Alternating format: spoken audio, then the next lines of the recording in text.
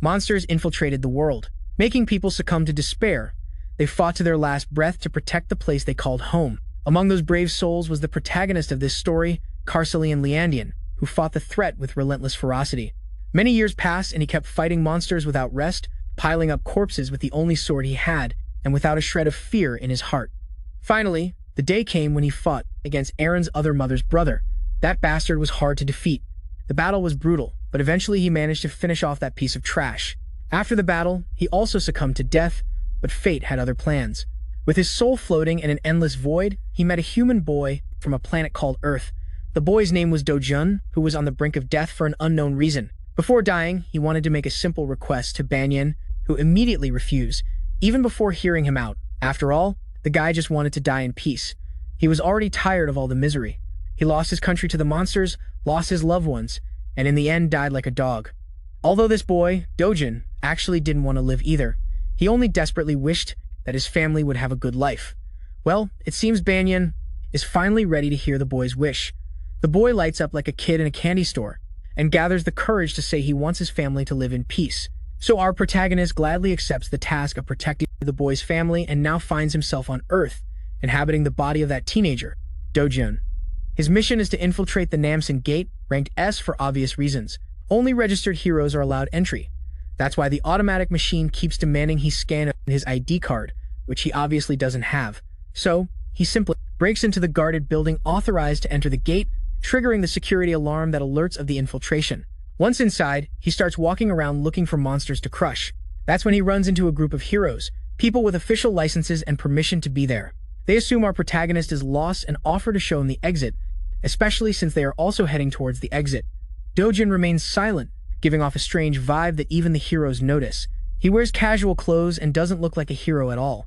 Sure, nowadays porters dress more casually, but our protagonist's outfit is too simple. And what's up with that backpack on his back?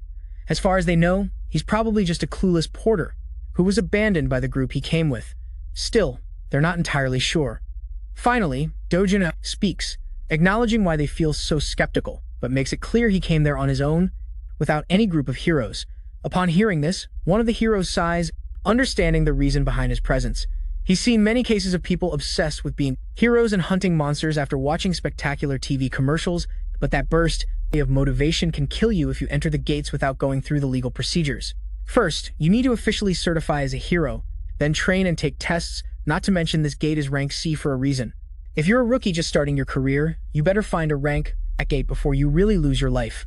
After listening to the guy, talking non-stop and giving unsolicited advice, Dojun makes it very clear he doesn't need sermons. Naturally, the group of heroes is puzzled by how coldly this boy responds to them. After all, they were just trying to help, so they get a little angry, but the leader tells his companions to calm down. If the boy doesn't want help, let him be. The leader is convinced that this boy eventually he will learn the hard way, because you shouldn't cover your ears when someone wise is speaking. They hope he discovers the truth. You shouldn't cover your ears when someone wise is speaking. They hope he discovers the truth. How ruthless these gates can be, very different from TV shows that glorify being a hero, as if it were the second coming of Christ. And so, finally, Dojun comes across a huge troll staring at him, ready to devour him alive. The monster launches an attack but misses and hits the ground. The guy moves so fast that the troll couldn't even process what the hell had happened. Then, he clenches his fist and throws a devastating punch, so hard that it blows the orc's face off with a single punch. Now that the monster is out of the way, the good part comes, time to loot Dad. First, he takes the sword that guy was carrying. Then he uses that same sword to finish inside the monster's body and extracts a shiny stone. It's a low-quality magic stone, so insignificant that Dojun didn't even bother picking them up in his past life. But now that he's broke, he has no choice. Suddenly, more monsters invade the area, furious after seeing their companion beheaded. Dojun turns around and throws the magic stone, so fast that it blows the head off one of them. The other two fools rush to attack as if they had a suicidal desire, and Dojun is more than happy to fulfill it while wreaking havoc. We go back to the group of heroes crossing this monster-infested territory. Currently, their minds are still thinking about the encounter they had with that young man. The red-haired woman is really worried about Dojun's well-being, fearing he might end up dead, but the group leader assures her that's unlikely. If he really is an unauthorized guy who got into the gate, the control center agents will find him soon. Those agents on missions are always rank B or higher, and since this gate is rank C, there's no way he'll die here, as long as he doesn't run wildly toward the monsters. The bald guy agrees with the leader's opinion. He's pretty sure the arrogant brat must be trembling with fear, waiting for the agents to save his ass from disaster. Well, the story is quite the opposite. It's our protagonist who is literally making these jumbo-sized sandbags tremble with fear. One hit and the prey falls. He's so fast they can't even touch him, much less crush him with the weight of their weapons. He appears right behind one of the fools and kicks him, so hard it destroys his head. With all the useless ones on the ground, he grabs one of their swords and proceeds to collect the sweet magic stones for himself. After a while, he finishes filling his backpack and is ready to leave, although honestly, he's pretty disappointed with what he collected today. Basically, he has dead weight in the bag with all those low-grade gems. Just then, one of the agents finally sees him and calls his companions. Before our protagonist can fully turn around, those suited guys give him a stern look. First, they explain that they are from the Gate Control Center and suggest he show his hero registration card. If he's not registered, he has to go with them to the center. Our protagonist is not very convinced, which makes the suited guy even tenser, who becomes colder and insists he cooperate and follow the proper procedures. The only response they get is an expression of annoyance marked on Dojun's face, with all this unnecessary drama ruining his mood. Still, the guy has no energy to argue. He simply turns around to leave. Since words don't work, the guys threaten to handcuff him, and he refuses to cooperate. They even say they will use physical force if necessary. One of the more impatient ones dares to grab his hand and threatens him with the injuries he will suffer if he doesn't cooperate. To make matters worse, he tells him all the responsibility will be his, so it's best to settle everything with words, and not with violence. It seems Dojun is already tired of so much chatter, so he grabs the guy's hand and warns him to stop being a thorn in his path. This chilling warning instinctively scares the man in the suit, who feels a shiver run down his spine. The other two guys pull out their magical batons. Actually, they're grade 4 magical staffs, powerful enough to subdue an orc, but not strong enough to physically hurt our protagonist. So, Dojun twists the guy's hand with such aggression that he makes him whimper like the coward he is. Then he issues a final warning. They better get lost if they don't want to lose the last shred of dignity they have left. Finally, the agents, compelled by duty, try to resort to violence. They do their best to hit our protagonist with the magical staffs, but none manage to reach him. Our protagonist throws a devastating blow directly to the back of one of the guys, then hits another in the abdomen. Then he focuses on the guy with glasses, the last one standing. The last guy senses what's coming and tenses up. Dojun vanishes, disappearing into thin air, causing the guy to panic upon literally seeing a man vanish. Then, out of nowhere, a stealthy punch lands directly in the stomach, making the guy stagger, reeling from the pain. It seems Dojun is already fed up with all the chase and the agents harassing him, so he finally starts considering registering as a hero. After all, people assure him that as long as he avoids shady or illegal things, no one will be hunting him. Dojun then asks about this thing called a rift, a question that leaves people completely baffled. Some context about how this world works. There are multiple passages that connect to another world where strange monsters live. These passages are scattered all over the planet. The magical gems extracted from the monsters' bodies are used as new energy sources, making them highly coveted. For this reason, the government supervises these passages to have total control over each one. Every passage controlled by the government and open heroes is called a gate. Passages that are not controlled or closed are known as rifts. Returning to our protagonist, he finds it ridiculously annoying that these suited guys follow him everywhere, accusing him of invasion, no matter which gate he passes through. The poor agent explains that if an unregistered hero enters a gate without permission, the control center is automatically notified and nearby agents are sent immediately. Since our protagonist is thinking about entering a rift, the agent makes it clear that these are not as easy to access as gates. Entering a rift without permission results in severe punishment, with no warnings or deals. Dojun isn't interested in hearing any of that, so he grabs the poor guy by the face and throws him aside like a trash bag. By now, the poor agent regrets not having called headquarters. This is way over his pay grade.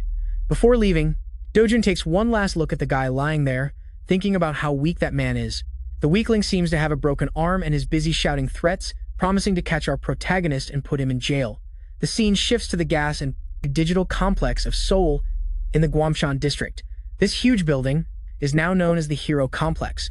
Here, all transactions related to magical stones or anything found in the gates take place, and nowadays this place is busier than ever. You can see Dojun heading to one of the shops dedicated to buying and selling magical stones. Upon entering, he is greeted by a Gen Z guy busy watching Instagram reels that seem to melt brains. When Dojun says he wants to sell some magical stones, the clever shop owner immediately starts bragging about his business, saying that this branch offers the best prices in the country. He even claims they are the best in the entire nation. Dojun finally places all the low-quality gems, stained with monster blood, on the counter, which makes the shop owner make a disgusted face. He is visibly repulsed by all the blood stuck to the stones, but still, he doesn't complain and proceeds with the transaction. They offer Dojun a coffee while they process the stones. A while later, he is drinking his coffee while the owner cleans carefully the blood off the gems. Then, the owner calculates the total amount. There are 12 low-quality magical stones, 16 medium quality, plus 5 of superior and inferior quality. After deducting a 40% commission, Dojun is about to receive around 5.5 million won. Our protagonist is very comfortable. Giving 40% as commission just seems unfair to him, since he did all the homework and wasted his time, so he doesn't understand why this guy thinks he deserves almost half the money. The shop owner, proudly, claims he is being generous, charging only 40%, especially since all his competitors charge 45% or more. He is so confident that he even tells Dojun he can take his stones back if he doesn't like the price. After all, no one else will offer him more, or at least that's what this guy claims. Our protagonist falls into that trap and starts putting his valuable stones back into his backpack. Seeing that his tricks don't work, the guy grabs Dojun's hand before he leaves and demands compensation for the appraisal and the coffee he drank. 30,000 won for the appraisal plus 10,000 for the coffee, not to mention all the blood he had to clean, which ruined his expensive towel. Adding all that up, supposedly Dojun owes the guy about 350,000 won. Dojun is not going to give in to those ridiculous demands, no matter how much that crazy guy insists. When nothing works, the guy stoops to the level of a street thug and threatens Dojun with the S-class heroes he has as bodyguards. Just at that moment, those big guys burst in through the back door asking why they were called. If someone is causing trouble, they are ready to take care of it. Dojun, in response, shoots a sharp look at the guy, who returns the gaze with the same intensity. A while passes and the scene cuts to the sweaty, terrified face of the shop owner, who before acted like he was the protagonist but got a good dose of reality when Dojun defeated his 3 thugs without even breaking a sweat, making clear who the real protagonist is. Our hero then approaches the counter and calmly negotiates the commission, lowering it to 1% without anyone saying a word. We all know you don't argue when someone like Dojun looks you straight in the soul, so the deal is closed and Dojun leaves with a good wad of bills for all the loot he got with his sweat, or rather, with his fists. His grandmother and sister are totally amazed by the amount of money. The grandmother, Pa, even suspects that Dojun is cheating with counterfeit bills, but he quickly clears things up, saying the money came from lending cash to a friend who started a business and did very well. The grandmother isn't sure if her grandson even has such a friend. He tries to convince her with another lie, that he was a childhood friend. Eventually, if the grandmother stops asking questions, at least the important ones. Meanwhile, Dojun's sister is super proud of her older brother for making the family rich. The caring brother pets her and gives her hope about the luxurious life they will live from now on. The girl simply jumps for joy at being rich. Seeing her so happy, Dojun realizes that he is really making progress in fulfilling a promise he once made. He remembers the words of the original owner of the body he now possesses, whose last wish before dying was that his grandmother and his half-sister, named Junior, live safe and happy lives. That poor boy disappeared just before Dojun could say anything, and when he woke up, he had already become Dojun. Now, his only mission is to make sure this small family lives safely and comfortably. For that, he wants to buy the safest house in Korea, which currently costs 110 billion won. For him, making money won't be a problem as long as he recovers his original strength. This world shares many similarities with the one that was destroyed. The only big difference is that the cracks, gates, and monsters here are all slightly weaker than those in the world he once saw fall, who in his previous life held the title of Sword God. This place is nothing more than a sandbox. So far, he has only been fighting with 1/10 of his original power. Suddenly, there's a knock at the door and the visitor says they want to see Dojun. The guy gets up and decides to open it. Doing so, he finds 2 thugs waiting outside. These guys are here to collect a debt. Don supposedly owes an absurd 48 million won. Seeing this, Don is sure they are loan sharks, the same ones, the real. Don borrowed money from before leaving this world forever, although it was originally only 5 million won for his grandmother's hospital bills. These guys are charging the ridiculous interest and now demand 10 times what they lent. They know he's been making money lately thanks to the gates, so they want him to pay. Since everything is documented in the contract, but the only form of payment these guys accept is a punch in the face. The big guy breaks one of their jaws. That single punch sends the poor thug flying, leaving his partner with his jaw hanging in shock. Our protagonist then throws a deadly look at the weakling to remind him that more than 9 million won have already been paid. So, If you do the math, these guys should be paying him interest. With another punch that makes the guy cry, as the threat he is, Dojun tells him to let his boss know that he himself will pay a visit. The scene shifts to a lively shopping mall where we see the sweet little Lee Jun glowing with excitement in a toy store. Dojun took her there for a shopping spree. Today she has full freedom to take whatever she wants. And our banana was always so soft-hearted. Or, those who in his past life were the memories of the original Dojun are the ones that revived his faded emotions. Seeing how Dojun treated Junior, even though she was only his half-sister, warmed his heart, so he wants to do the same. Give all the love he can to this little one. The girl finally chooses a plush toy she really wants, a small but adorable bunny. She picks it modestly, making sure not to seem extravagant, but Dojun gives her a much bigger one. He doesn't want her to hold back for anything. It's her day, and she can choose whatever she wants without worrying about money. They also treat themselves to good food. While enjoying the meal, an unknown voice calls our protagonist by name. It's a middle-aged woman accompanied by a group of bodyguards. This chubby girl seems like another trash talker who loves to hate our protagonist. First, she criticizes his poor fashion sense, then questions the girl sitting next to him. She has the audacity to throw a hint, insinuating that he got someone pregnant and that this girl is his daughter, just as her mother brought him into this world.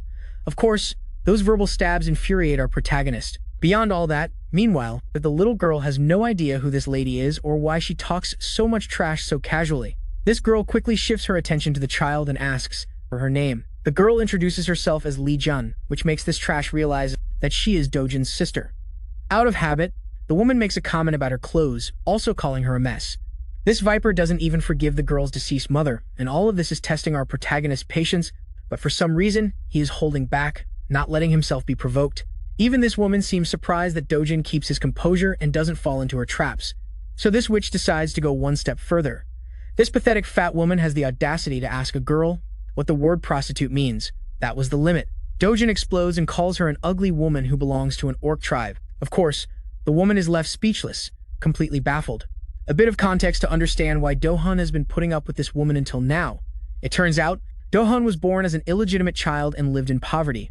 At the tender age of 7, his mother died and he barely managed to reach his father's house, who was married to a new woman. He was rejected by everyone. Things got worse when his father's legitimate wife gave birth to a son and Dojun was completely ignored. The situation got so bad that he was kicked out of the house where he lived and ended up living with his half-sister at his grandmother's house. As he reflects, he feels compassion for the original Dojun, who had to endure all that, and still tried to smile as if nothing hurt him. But now he wants to change everything. It seems this woman is his stepsister, which explains why he was trying to hold back, but he's not going to tolerate her anymore. He remembers how he shared a roof with this orc woman, and she's still as disgusting as ever. Not only does she have a rotten personality and a monster-worthy appearance, she's also stupidly ignorant. He crushes her spirit even more by throwing brutal truths at her, that she's a mess, with such a huge inferiority complex that she projects her insecurities onto others by calling them ugly. She's just a gold digger, obsessed with other people's lives, and that's the truth the world should know. While he keeps crushing her with his sharp comments, the entire mall watches them as if they were the main attraction. The orc woman is completely upset and about to lose control, but then, Dojun's stepmother enters. Seeing her mother, the orc woman approaches her like the pathetic crybaby she is, complaining about how this boy verbally humiliated her. But her mother looks annoyed to see her whining like that and silences her with a cold stare. I'm not going to lie, the guy has a stepmother to be feared. At first, I even thought the orc woman was his stepmother. This elegant woman turns her attention to our protagonist and greets him with utmost grace, inviting him to come home and have a good time. But Dojun knows very well that all that kindness is pure falsehood. After all, she was the one who caused him the most misery and distress during the 12 years he lived with them. The woman keeps reminding him of things he'd rather bury forever, triggering his post-traumatic stress and putting him into full serious mode. With a tone colder than your mom's jokes, our protagonist tells this viper to leave. That's a direct blow to her dignity. Being insulted by someone younger than her simply makes her spin on her heels and leave with the little dignity she had left. Honestly, she didn't expect him to answer so directly. She stayed, wondering if he's the same boy who used to lower his head even when she slapped him, for no reason. Her foolish daughter follows her, along with the bodyguards accompanying both. Honestly, those guys were like mannequins throughout this whole scene. Let's shift the focus back to our protagonist. It seems those two completely ruined the moment he and Junior were having, so he decides to leave as well. The way he reacted to his fake family was completely intentional. He wanted to make something clear. The Dojun who couldn't even raise his voice no longer exists. It's time for his disgusting family to understand that. Then, the scene changes to a Mercedes, at full speed on the highway. Inside the car are the trashy mother and her daughter. The daughter is furious with her mother for leaving quietly instead of putting Dojun in his place. While venting her frustration and cursing our protagonist for the humiliation they suffered, the mother orders her assistant to explain why Dojun is still alive. The bald man has no idea how this guy is still breathing. It doesn't match the reports. The woman screams at the top of her lungs about the nonsense this man is saying. How the hell could he be alive if they made sure the job was done and clean? The poor guy assures her he will investigate the matter again, and this time he will make sure the job is done right. Meanwhile, the daughter has no idea about the shady plans her mother has been plotting all this time. She is shocked to hear about murders and deaths. Finally, the mother throws an unexpected question at her. She wants to know if her daughter has feelings for Dojun. That completely catches the fat fool off guard, who blushes and gets nervous. Actually, she is worried about the possibility that Dojun might die, because if the grandfather or father find out, they will get into very serious trouble. The mother grabs her mouth tightly and orders her to stay out of her affairs. The woman is completely determined to end Dojun's life, with no intention of forgiving him, especially after how he dared to confront her. Eliminating him is the best revenge she can think of.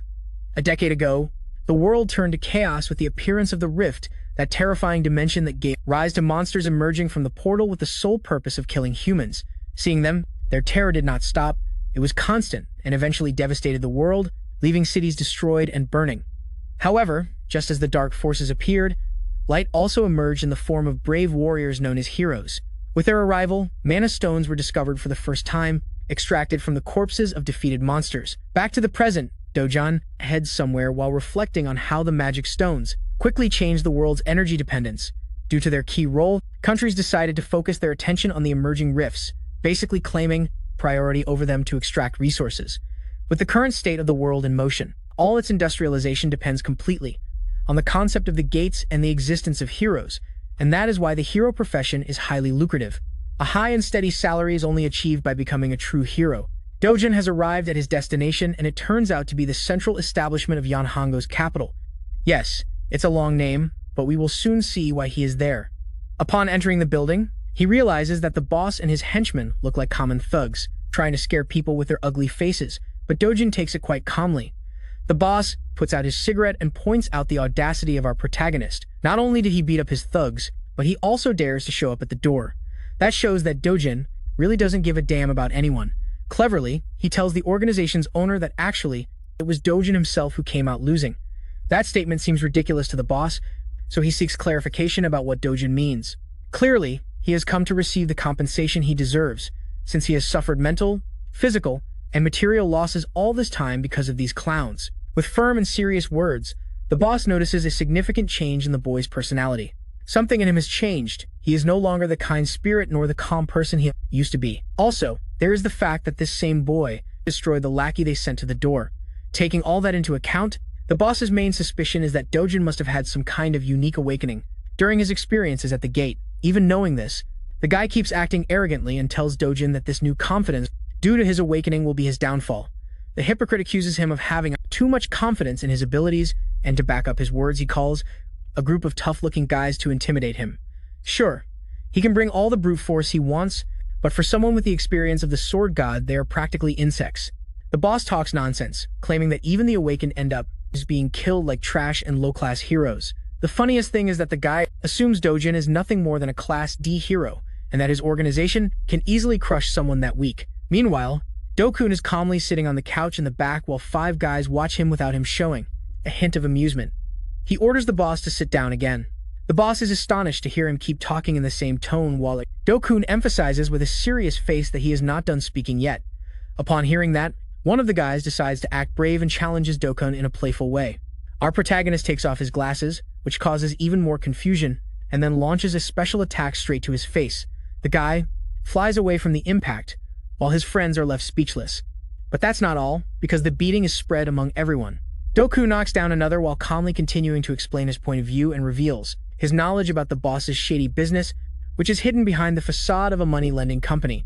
Dokun aims to hit a red-haired thug and shows he knows about his network of fake identities. After landing his hit, he tells the boss he is looking for a hero identity to register officially and make money. Dodging the last guy's attack, Dokun returns the blow with triple the force and thus manages to put the whole group to sleep with his special sleep routine technique, which works 100% of the time.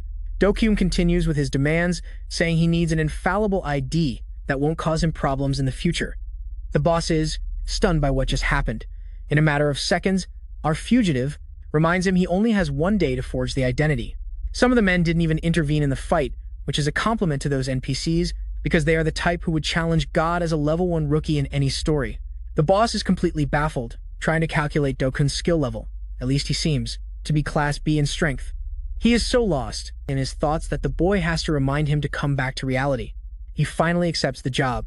Dokun kindly takes his shoulder, but with an intimidating expression on his face, and asks if Honiju, his stepmother, ordered an attack against him. Of course, that is practically a fact, as evidenced in the conversation she had earlier with her daughter and assistant. The boss is left speechless until Dokun tightens his grip so hard the guy screams in pain. Even his henchmen look helpless, unable to help their boss. By the way, they should change their barber too. Anyway, the boss breaks down and reveals his atrocious strategy. This cruel and manipulative woman wanted to squeeze every last cent from Dokun's bank account, driving him to such financial instability that he had no other way out but to take his own life to escape the situation. Those were her orders.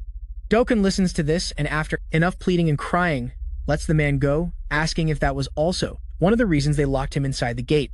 The boss instantly becomes an innocent guy, claiming he had nothing to do with that incident. He even reveals they wouldn't have paid him if Dokun died inside the gate, which is probably a valid reason for not having done it.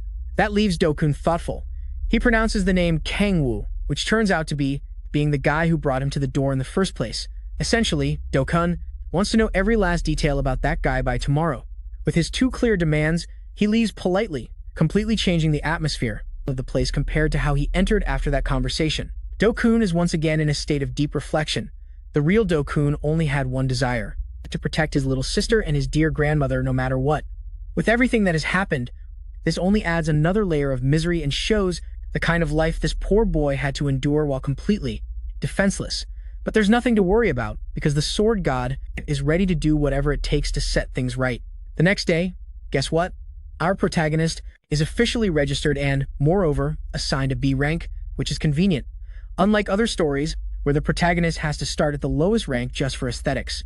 When he swipes the card through the machine, it proves the legitimacy of his identity because the system recognizes it, although it warns him that his rank is still lower than the dangerous mission he is about to accept. This is quite annoying to him, who thinks maybe he should have bothered the stupid person in charge of assigning ranks more to get a higher one and thus avoid these problems. Despite repeated warnings from the system not to enter a door way above his level, Doan doesn't give a damn and goes in anyway. Let's talk about the details of the Night Island door.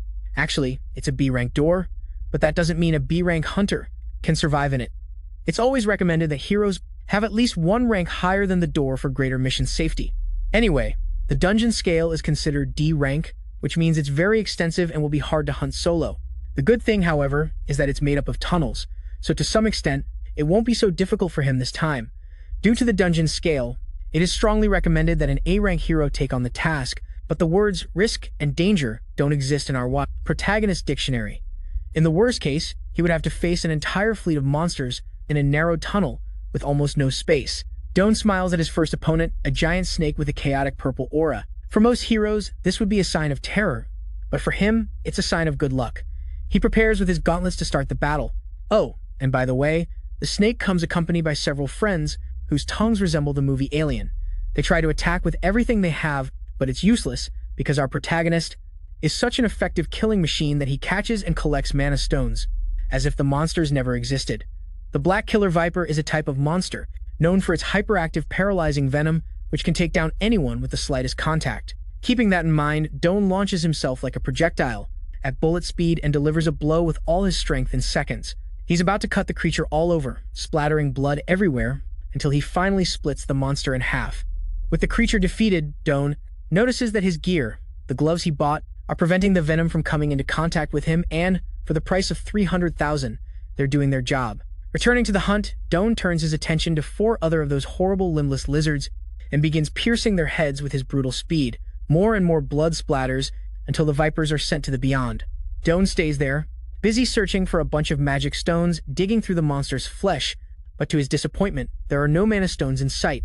This makes sense, since according to the rules of the previous world, or from the original world, these monsters only have a 3% chance of dropping mana stones which means he would have to hunt at least hundreds of them to get a good loot. While continuing to walk, he discovers Mr. Skullhead. You might think he is the boss, but Dojun has a different opinion. He asks the giant snake if it is the boss monster, as if it would really answer like a good friend. Anyway, Dojun thinks it's a good thing that this big guy appeared because now he doesn't have to worry about getting lost.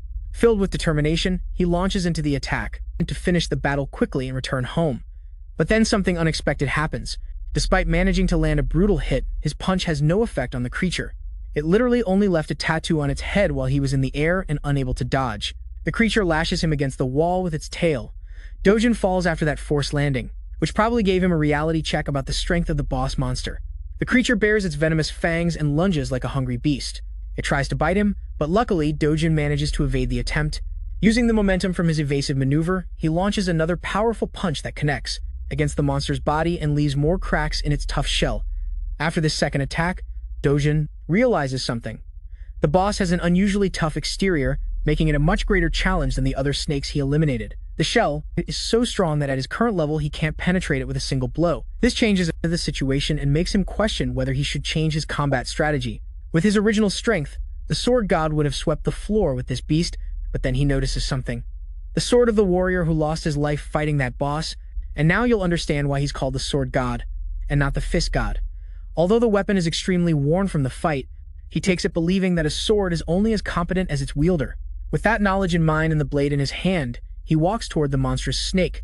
The creature lunges with all its might to attack him again, exploding with incredible speed, but Dojun responds by rising into the air while proudly declaring that the creature should feel honored that he's going to kill it using a sword. Despite the weapon's poor condition, this guy launches so many brilliant cuts in just a few seconds that he leaves the snake's body completely shredded.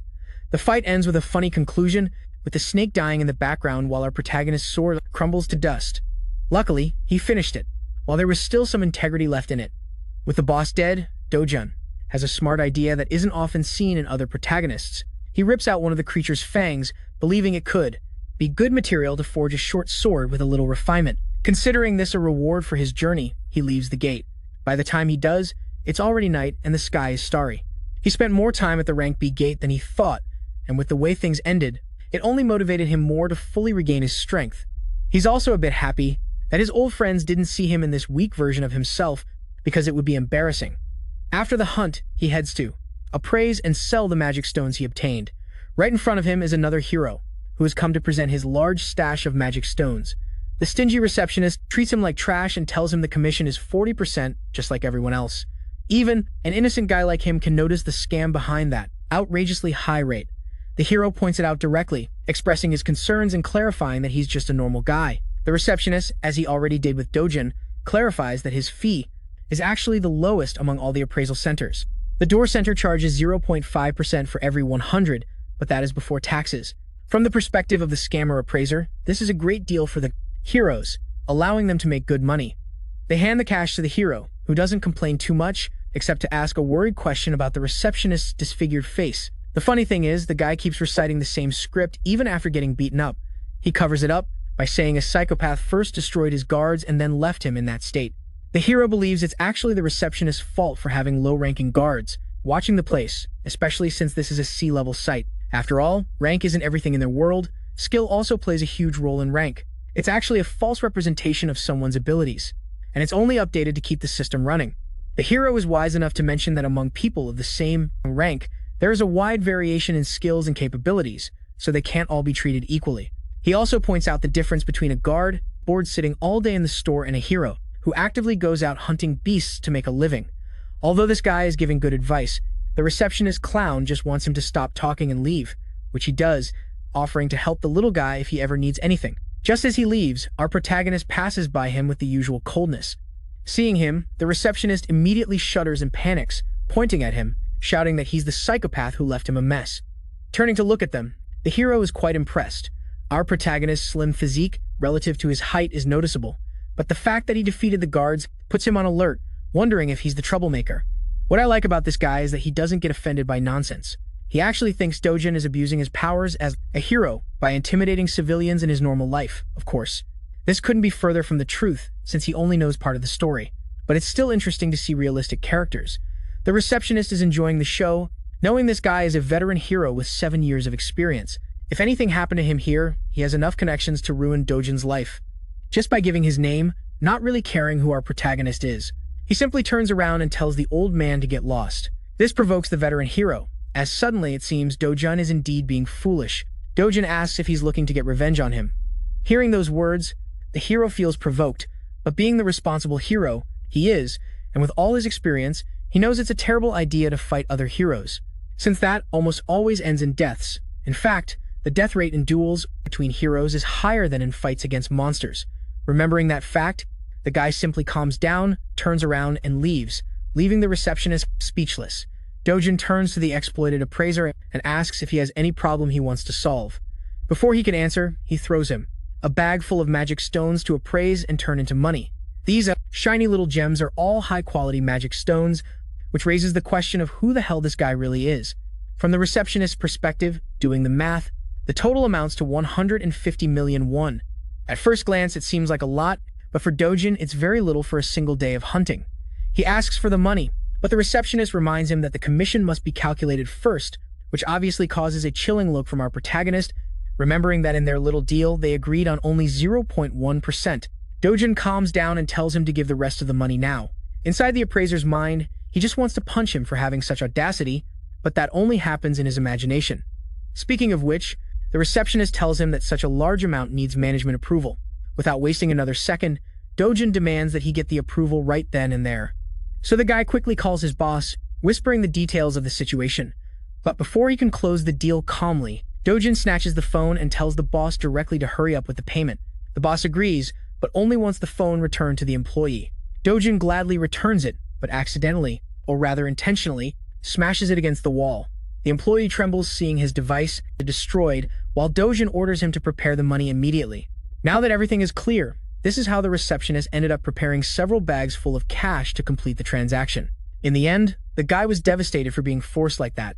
Maybe some feel sorry for him, but remember, he spends his time scamming heroes, keeping almost half of what they earn. Risking their lives, he's a scoundrel. 10 minutes pass and the boss arrives furious at the store, wondering why his employee wasn't answering the phone. The funniest thing is that the receptionist immediately throws in the towel and resigns. Right there, the boss sees the phone smashed against the wall, which already gives him a good idea of what happened. Seeing that, he takes out his own phone and calls Juan, asking him to come immediately.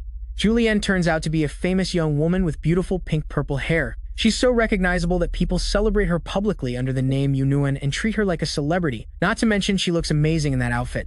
She arrives at the store and leaves the receptionist speechless with her presence, greeting him with a charming smile. There's a big reason why everyone makes such a fuss about her. She's the country's 4th S-rank heroine, no less. Impressive. Rumors circulate that she is the boss's niece, but that makes people wonder what she's doing here. Confirming those rumors, Julian states she was called by her uncle to take care of a reckless hero.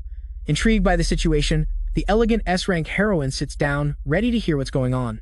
In the next scene, we find our protagonist, with his body absolutely defined, meditating under the sundae. It's true he's been hunting all day, and yet the rewards were nothing surprising. With the current situation, he worries about the future. First and foremost, he needs to reach a level where he can clear S-rank gates on his own. That means he must train to regain his original strength.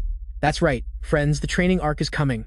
Dojun's biggest challenge in this life is that, unlike the previous world, the mana density in this world is very low, which means even giving his best to absorb mana, it will take him at least 3 years to get close to his original strength, and more if things get complicated.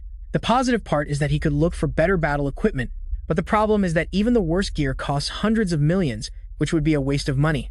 Suddenly, a chill runs down his spine as he senses the presence of someone dangerous. Fixing his gaze on Yunuan, he grabs the girl at full speed and demands that everyone enter the house immediately. Once inside, he closes the room while his grandmother asks worriedly, "What is happening?" The whole structure shakes with a tremendous roar, which startles the grandmother and makes her ask in terror if there's an earthquake. Little Yunuan panics, but the truth is something only our protagonist knows. This is not simply an earthquake, it's something else. Dojun senses the violent and sharp energy outside. A rift has just opened in his world, and it has coincidentally manifested right above his house. Running to take care of the problem, he tells his loved ones to stay inside, as the situation outside is dangerous for them. At full speed, he cuts toward the entrance of the rift, where the last thing he hears are the screams of his grandmother and sister calling his name. The scene shifts to the Seoul Heroes Association, where its members go on immediate alert due to the sudden appearance of a rift over the Mappo region. It appeared 63 days after the last emergency. Realizing that the White Lion Guild is the closest to Mappo, the manager orders his staff to contact the guild immediately and alert the nearby heroes to control the situation. Upon closer inspection of the exact location of the rift, he discovers it appeared right over a residential home, which complicates things even more. Realizing that the White Lion Guild is the closest to Mappo, the manager orders his staff to contact the guild immediately and alert the nearby heroes to control the situation. Upon closer inspection of the exact location of the rift, he discovers it appeared right over a residential home, which complicates things even more. Because if by chance a civilian enters the rift, they are practically doomed to die, and to make matters worse, the rift will not allow anyone else to enter afterward, and if the person inside dies, it will unleash a wave of monsters in 10 days that will cause chaos and destruction throughout the region. The wave would be so uncontrollable that it would threaten the security of the entire city of Seoul. The manager is curious about the person who interacted with the rift and learns that Dojun was the one who entered, since he is the resident of that house, according to his grandmother. He entered the rift to protect his family. With that information, everyone assumes he is not a hero, which complicates the situation even more since the chances of a civilian returning from the rift are practically zero. This leaves all the staff with a feeling of total hopelessness as they can do nothing about it. In the next scene, we see Dojun's stepmother completely furious upon learning of his new awakening. She can't believe what she's hearing. Her assistant reports that, although he has not yet officially registered with the Heroes Association, they have verified that he has indeed awakened as a result of his last experience in a gate. This frustrates her because Kanyu was supposed to finish the job, but instead only made his target stronger. Enraged, she pounds the table with her fist and wonders why the hell they couldn't have just killed him as they should have. The fact that, on top of that, they charged for a failed execution is another reason for her fury. Yelling at Manager Lee, she declares her frustration with Kang Woo and sends him a message. If he doesn't personally kill Dojun, he will owe her 10 times the amount they paid him. But to her surprise, her assistant reveals that it might not even be necessary to contact that guy since they have discovered a new rift right above Dojun's house. Upon confirming that he entered the rift, it's clear he's not going to come out alive. Hanju is glad to hear that, and faced with the implication that he won't survive, calms down and for once seems peaceful. He tells the assistant to monitor the situation until they have more news. As for our protagonist, he has just arrived at the rift's domain. It's a forest, and in fact, it's the same forest he used to enjoy during his childhood. The Patisba forest is exactly the same, reconstructed down to the smallest detail, just as he remembers it. Even the rich amount of mana inside carries the same weight. Following the path, he smiles upon reuniting with the almighty world tree. This tree emanates mana in its purest form. It is the most divine structure and the core of the world's stability. In fact, when the old world collapsed, it was because this tree was burned to the ground, altering the flow of mana forever. However, in this rift dimension, the tree is intact, just as he remembers it, although he does not know the cause. One thing is certain, he has a chance to recover the mana he lost by absorbing it from the tree. Meditating under the excellent mana flow, our protagonist gradually regains his strength more clearly. He spent more than 3 days sitting exactly like that, forgetting to eat, drink, or attend to his basic needs. 10 full days passed, and all he could do was focus on harmonizing his breathing. At the end of the 10th night, the problem came looking for him and ruined his meditation. These alien-looking creatures are called the Bolsina and have come to burn the tree just as they did in the past. Only this time our protagonist is there to prevent the tragedy from repeating. The creatures launch an attack while Dojun laments not having a water attribute sword to easily take them down. The flaming monsters emerge as they approach, but our protagonist is so full of mana that he no longer cares about not having a weapon. He is the weapon, and those hands are rated for everyone. Extending his hand toward the monsters, he exerts so much authority with his mana that he knocks down one with just that. The second creature is stunned by his ability. Let's explain what happened. What he did is called mana release, and it's not exactly telekinesis. It's a type of burst attack. It uses pure mana as a detonation. He hadn't used that ability like that in a long time, since he had been low on reserves all this time. Anyway, the Bolsina creatures are not done yet. They counterattack by firing energy bursts from their mouths. These pulsating laser beams quickly head toward our protagonist, who is calmer than ever. His mana alone is enough to protect him from any harm. Advancing toward the creatures while igniting with a mana explosion, he comments that he has finally protected the world tree and that now he is ready to have some fun and enjoy the fruits of his training. Those horrible bugs try another energy attack, but our protagonist quickly grabs 2 of them and forcefully shuts their mouths, causing their own ability to explode inside them, leaving behind headless corpses made of flames. The withered bodies of the creatures dropped 2 valuable magic stones for his use. But that was just a couple of them. Dojun is enjoying his life, excited to have unlocked something called the Eternal Flame after defeating them, happily cutting the monsters as he destroys them with a smile. He is finally glad to have looted a good amount of mana stones from them. The one-sided massacre continues until he annihilates them all. Dojun hit the jackpot with the number of stones they are dropping. Among them, he also discovers a small coin or seed that shines golden. This is called the Eternal Flame. He picks it up in his hand and with it regains control of more power. Crushing the fragment and releasing its flames, he is seen playing with the flame as if it were nothing. Under normal circumstances, the ideal would be to continue absorbing mana from the world tree. However, the current state of his body has reached its physical limit for mana absorption. The second way to do it is to absorb the Eternal Flame completely, which would completely alter the state of his mana and transform it into fire mana. And that is precisely what he does, causing his body to start producing a surge of fiery energy. Unfortunately, in his previous life he never felt the need to do this, and he didn't care at all about the Eternal Flame, but now it is necessary to absorb it completely, and it takes about 10 minutes to process just one. Luckily, he has several already collected, so his goal is to absorb as many as he can. The appearance of the rift has unleashed public interest. Reporters, they are all gathered around our protagonist's house, while agents and association personnel protect it. Ban Hyungwang is furious about the arrogance of a single guy who decided to enter prematurely into the rift. We also have our protagonist, but with blue hair. This guy is named Kim Hyun.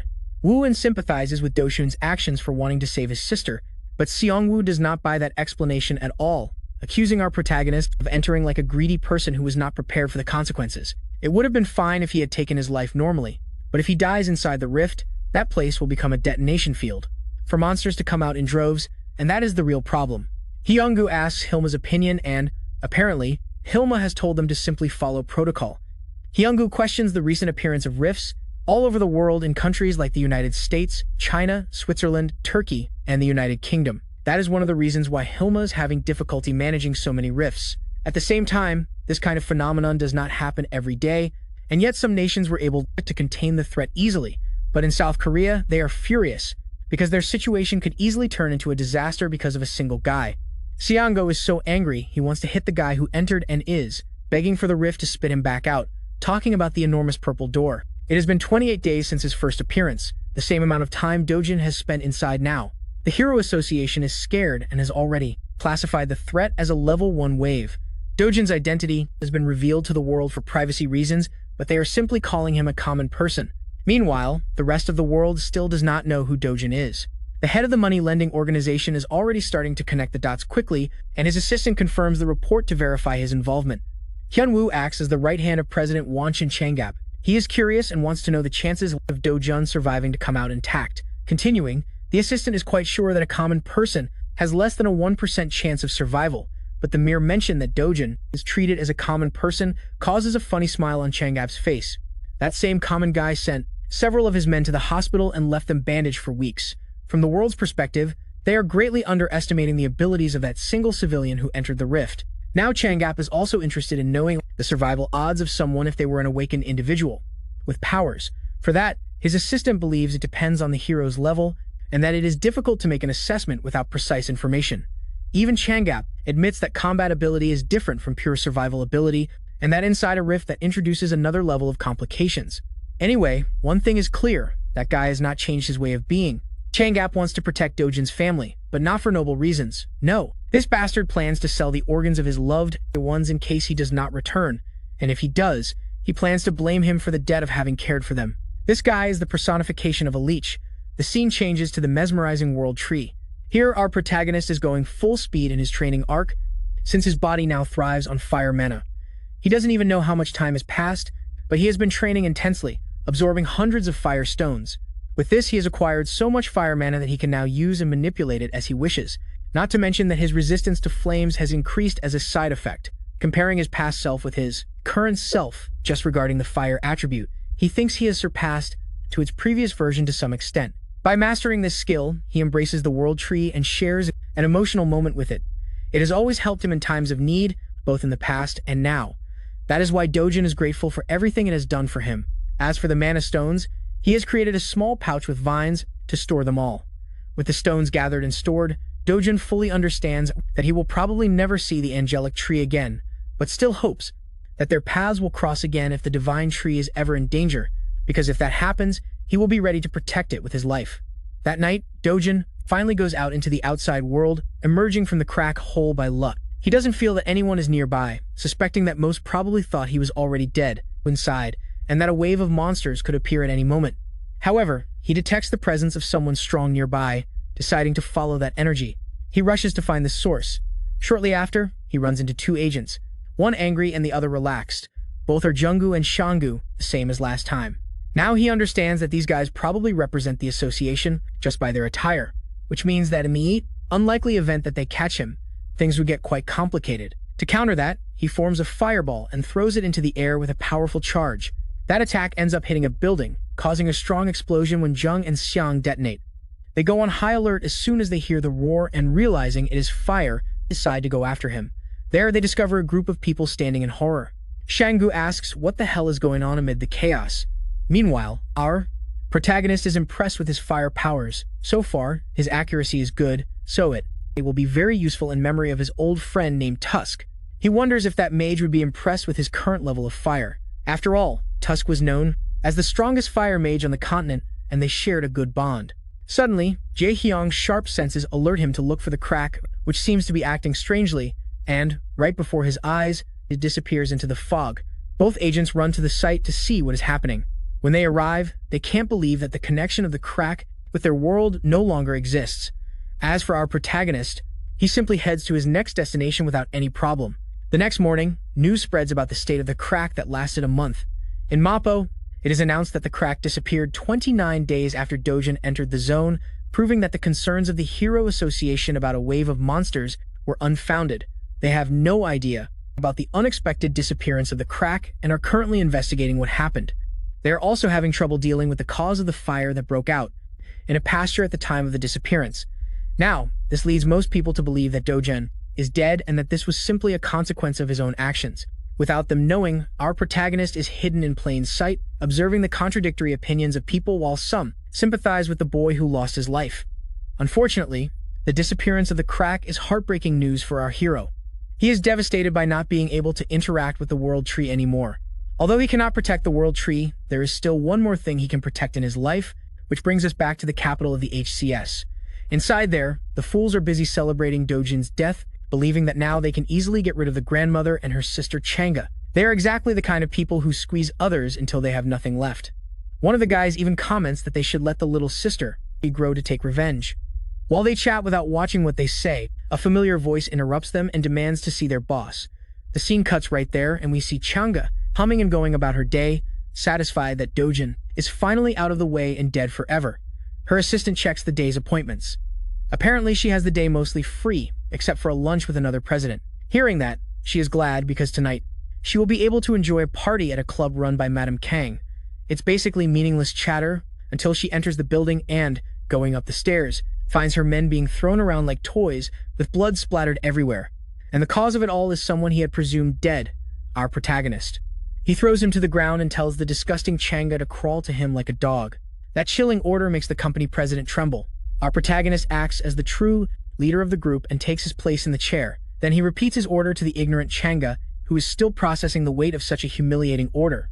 Without wasting time, he crawls like a relentless dog, as always. Dojun then orders him to bark, since he deserves to be treated like an animal. His clear and strong order makes Changa whimper in humiliation. It takes a moment for him to bark successfully, but our protagonist is not at all satisfied. He personally ensures to turn him into an animal, forcing him to bark repeatedly. So everyone can hear, the president is reduced to less than human. Just like the people he treats, Dojun points out that scum, like him, only act as obedient on the surface, but end up stabbing you in the back as soon as they see the opportunity. Declaring his disgusting name, he coldly tells him that his life is full of experiences dealing with second-rate humans like him. Begging and pleading for mercy, Changap is willing to serve as a loyal dog if necessary. But Dojun has heard enough and slaps him so hard that it leaves him breathless and spitting blood. His assistant watches how the scene unfolds until his name is mentioned. Donan calls him and appoints him as the new head of the company, recommending that he stop working under a guy like that, knowing these guys are more than ready to betray anyone. Donan orders the assistant to kill Changap with full permission, of course. It is a task too heavy for a competent servant like him, who apologizes and objects, saying that his leader has many connections, so things would get very ugly if he's named boss instead of Changap on his behalf. The assistant begs Dojun to forgive him just one more time. However, Dojun does not want to waste time. With simple words before them, he suggests wrapping the body of Changap in a barrel and eliminating all evidence by throwing it into the endless ocean. After all, it is one of the things these guys are experts at. Seeing that the boss's servants are unwilling to obey, our protagonist takes another approach with them. Dojun threatens the whole group with throwing them all into the crack as monster food if they do not comply with the order. Yes, the mere mention of that leaves Changap reduced to a pathetic mess. He can't take it anymore and keeps begging for his life, promising that he will never betray again and that he will always serve under Dojun. This puts our hero in a small contemplation. Although he could kill Changap right here and get rid of all his problems, there is something that has changed in him in this life. Dojun admits it, he's become softer compared to his ruthless past self, so this time he agrees and offers his hand. He proceeds to shake the hero's hand, promising to serve unconditionally from now on. But wait, something is strange. Why is his hand wrapped in burning flames? Yes, although Dojun has softened, he remains relentless. Looking him straight in the eyes, he reminds the scum that this is their last chance. In fact, Dojun proceeds to tear off his hand completely, reducing it to a charred mass. At the end of the meeting, he leaves, ignoring the agonizing screams of the president, but gives them one last warning.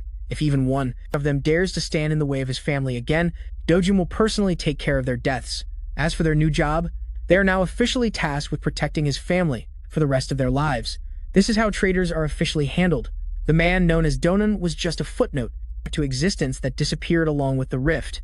In reality, he is dining at the local McDonald's. The government, the Hero Association, and all kinds of media quickly moved on as if it were yesterday's news.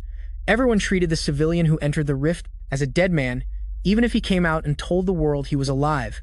No one would believe him. Besides, appearing after a solo mission in the rift would only bring him headaches and trouble. That domesticated dog, Anshan, is currently helping him find a new and suitable home so he can move in peacefully. For now, Dojun finally had the chance to give his sister some delicious fast food. He also informed her of his plan to move to a better neighborhood, and she couldn't be happier. Now she will be able to go to kindergarten like kids her age and enter elementary school next year. When the topic of school came up, little Junior's mood worsened. Dojun was alarmed. He's used to slaughtering abominable beasts, but indulging a little girl is not something in his repertoire. He was surprised when his sister confessed that other kids tease her for being an orphan. Hearing the distress of his adorable sister broke the good brother's heart. Dojun thought, if she doesn't want to hang out with those cruel kids, she doesn't have to. Those little bastards will get what they deserve sooner or later. Upon learning she no longer had to attend kindergarten just to be bullied, Junior felt excited inside. Dojun is devising a plan to send his little sister to a prestigious private school, where no one would dare to look down on her. That night, Dojun discovered that Kim Hongjo had hidden his grandmother and sister in some motel while he was trapped inside the rift. That bastard almost broke his back trying to apologize. He reasoned that the motel is under his company's management, so it's safer than anywhere else. Dojun has no energy to deal with that nonsense that night, so he simply enters the room and sees his grandmother again. Little Junior threw herself on him with a bear hug, and grandmother took his hand with tears falling from her eyes. She's simply happy to see her grandson return alive. At first, the hardened warrior was stunned, but feeling the warmth emanating from his family, he accepted the love they had for him with a smile. Little Junior has taken a liking to fast food, so they have been eating quite a bit at that absolutely real place. Today she asked him questions about her big brother's job as a hero. When asked if she liked having a hero as a brother, Junior answered indifferently that she did not. Although it's great that heroes are strong and cool, they are also constantly in danger fighting terrifying monsters. Sometimes they even die, and little Junior just wants her brother to live with grandmother and her for a very, very long time. Dojun was so used to senseless bloodshed that having someone worry about his well-being was a completely new feeling for him. In the cruel world of the past, he was the last surviving human. He fought monsters and creatures beyond imagination. In the process, he lost many things. Now that he has been given a second chance in a different world, something incredibly valuable has appeared by his side. Feelings he had long forgotten are beginning to resurface in this world. Maybe he can live happily. Maybe I can just live a peaceful life with joy and love. While he felt warm and comforted inside, the Korea Hero Association was in chaos. Nate Wong, founder of the Korea Hero Association and director of the World Hero Federation, has been stressed about the recent rift incident, or rather, the lack of one. His best agents have investigated the site, but no new information has been found. Feeling lost about the state of his territory is something that frustrates the founder. It's not unreasonable to think that a rift that disappears spontaneously could reappear at any moment. His assistant tried to match his concerns by saying it would have been better if at least a monster wave had occurred. That way, they wouldn't have to deal with unknown variables. Director Tajong interrupts him before he gets angrier. Although he worries about the uncertainties, he thinks he's lucky that no one has been hurt. Nate Wong is one of the 100 most respected and strongest heroes in the world. It is widely speculated that if he ran for president, he would be elected with the highest number of votes in history. His words and influence could easily bring down national conglomerates if he wanted to. Fortunately, his interests do not lie in the power of a national leader nor in the wealth of a conglomerate. It spontaneously could reappear at any moment. His assistant tried to match his concerns, saying it would have been better if at least a monster wave had occurred, so they wouldn't have to deal with unknown variables. Director Tajong interrupts him before it makes him angrier. Although he worries about the uncertainties, he thinks he's lucky that no one has been hurt. Nate Wong is one of the 100 most respected and strongest heroes in the world. It is widely speculated that if he ran for president, he would be elected with the highest number of votes in history. His words and influence could easily bring down national conglomerates if he wanted to. Fortunately, his interests do not lie in the power of a national leader nor in the wealth of a conglomerate. The only thing he cares about is the safety of his people. In other words, he is a true hero. Although it takes time, he wants a deeper investigation covering the perimeter of the rift. The residents of the nearby area have already agreed to sell their properties to the association, so that shouldn't be a problem. As a form of compensation, Tajong wants to offer them more than the market price for their homes. It's the least they can do after causing so much trouble. All reliable sources have reported that multiple rifts have occurred in different countries. No matter how you look at it, something must be happening. The United States and China have already entered the stage of controlling their rifts. Among the major nations, the United Kingdom faces the biggest problem, while reliable and veteran heroes have been sent to clear the other rifts. The United Kingdom squad turned out to be simply trash. Speaking of them, the 1-month mission to eliminate the United Kingdom's rift finally collapsed in a shameful defeat. The wave of rifts in the United Kingdom has officially begun. The city and its people continue their day as if nothing happened. Among the crowd was Dojun, blending in with the pedestrians. Today, his destination is his favorite store in the hero complex. When he entered through the door, the guy at the counter instinctively greeted him but choked when he saw his face. Every hair on his body stood on end with terror upon seeing the black-haired youth. Today, the manager is in the store, so he won't have to deal with this sadistic customer alone. The manager quickly closed the newspaper he was reading and looked up. His voice was controlled but tinged with anger. This is the guy who has been forcing my submissive employee to buy low-quality magic crystals. Dojun carelessly took off his backpack and threw it on the floor. Actually, it's good that the manager is here. That way, the sale of his magic crystals will be faster. The manager hoped that another batch, low-quality crystals would spill on the floor. He is not interested in such low-grade business. Dojun does not like being rejected when all he wants is a fair trade. The manager, or any business owner in their right mind, cannot afford to accept only a 1.1% commission. It would be better if the young man simply left. Dojun claimed that rejecting doing business with him would be a huge mistake the manager would regret. The manager kept kicking the young man out without even looking at the bag. This is the last warning, before everything gets out of control. In response, Dojun kicked the backpack, spilling its contents onto the tiles. Being experienced crystal merchants, both the cashier and the manager immediately recognized the properties of those stones. That rough bag was actually full of hero magic crystals, a legendary treasure that money cannot buy. Dojun has a pretty clear idea of how much those things are worth. He knows he has top-quality material in his hands. You see, the hero magic crystal was used by an infamous guy named Carcelian in making bad things. One night, a laboratory accident changed the course of his life and the world's perception of that small rock. The hero magic crystal caused Carcelian to awaken as a powerful hero. Since then, the crystal became an invaluable object for hero awakenings, and mana increases. Such an incredibly rare energy source is classified as an ultra-high-end product.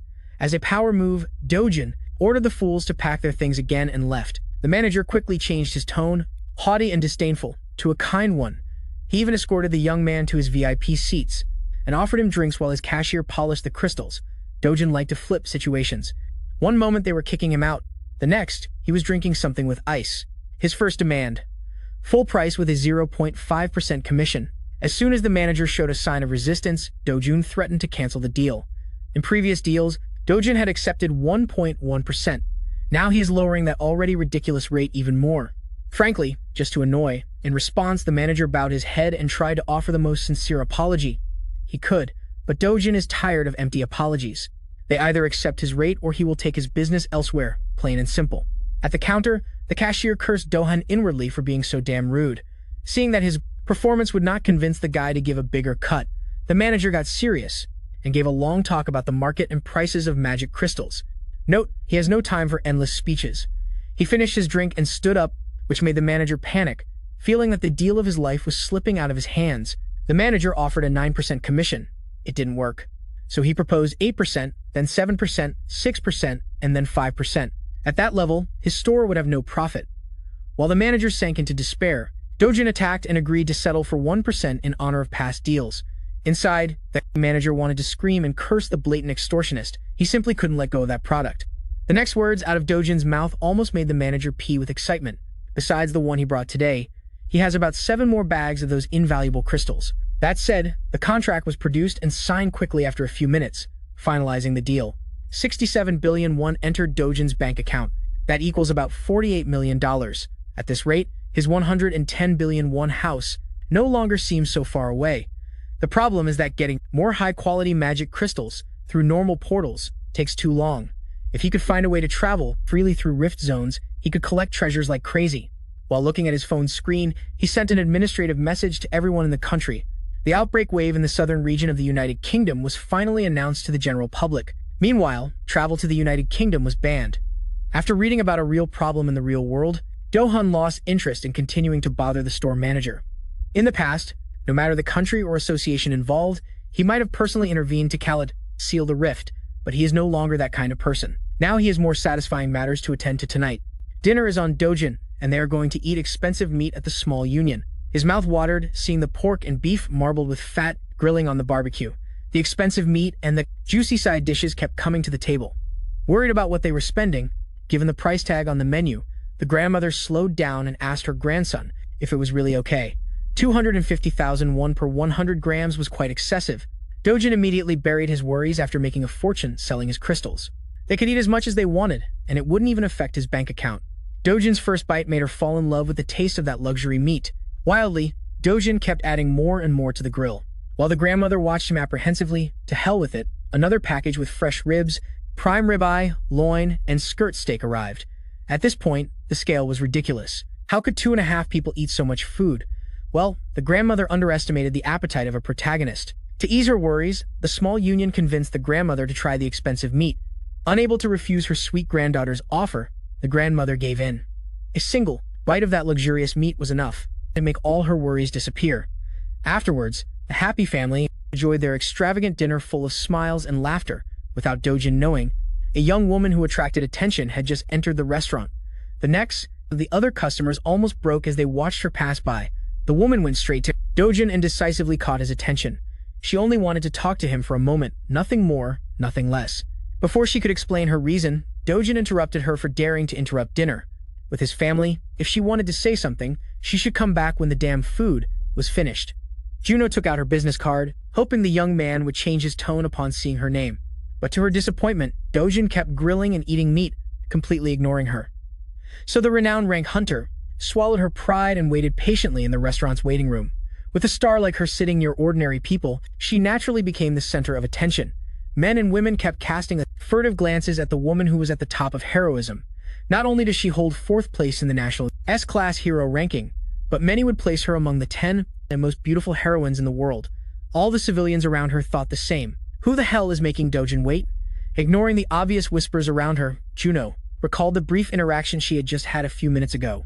According to what she knows, Dojun entered his first rift 2 months ago, came out alive, and is now suspected of having awakened. It was widely believed that he had died in the recent Mappo Rift incident, but here he is alive and dining with his family. Aside from all those details that don't make sense, a single sharp look from the young man was enough to make an S-rank hunter like Juno nervous. A newly awakened guy can't reach S-rank in less than 2 months, right?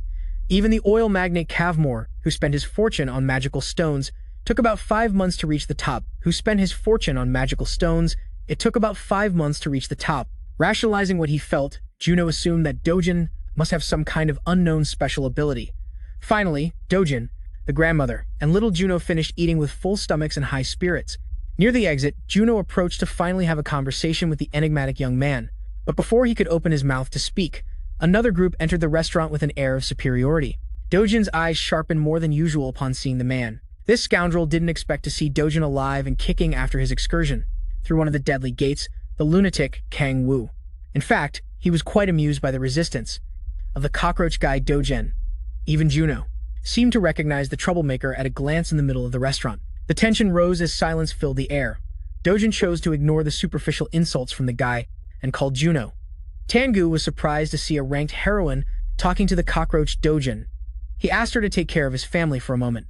All she had to do was get a taxi so they could go home.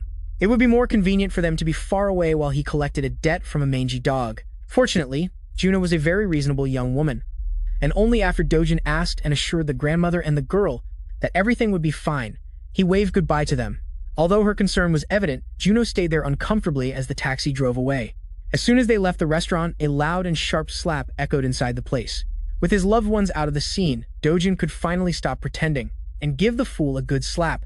He moved so fast that Kang-woo didn't even see the blow coming, he only felt the sting on his cheek. Embarrassed by such a humiliating attack, Kang-woo gritted his teeth and charged to counterattack. One of the waiters tried to stop the fight, fearing that the awakened ones could destroy the entire restaurant if things got out of control. His reasonable request was met with irrational violence. Fortunately, he wasn't too badly hurt. Soo-yoon calmly asked everyone to leave and clear the room for their safety. Kang-woo was really easy to provoke, a muscular fool who didn't even know how to insult properly. That's why he was punished with another blow to the face. He was completely unprepared when he felt the knuckles make contact with his head. Kang-woo was the guy who locked Dojun in a gate, leaving him for dead. Although our protagonist wasn't directly affected, he still harbored deep resentment for this scoundrel and was eager to confront him. Kang-woo, the goblin-faced bully, laughed as he mentioned how Do-hun's evil stepmother had orchestrated everything. Seeing that extracting information from this fool was easier than he thought, Dojun took out his phone and pressed the video record button. He only needed a clear and concise confession to make his life much simpler in the future. Once again, Kang-woo felt insulted by his indifferent attitude.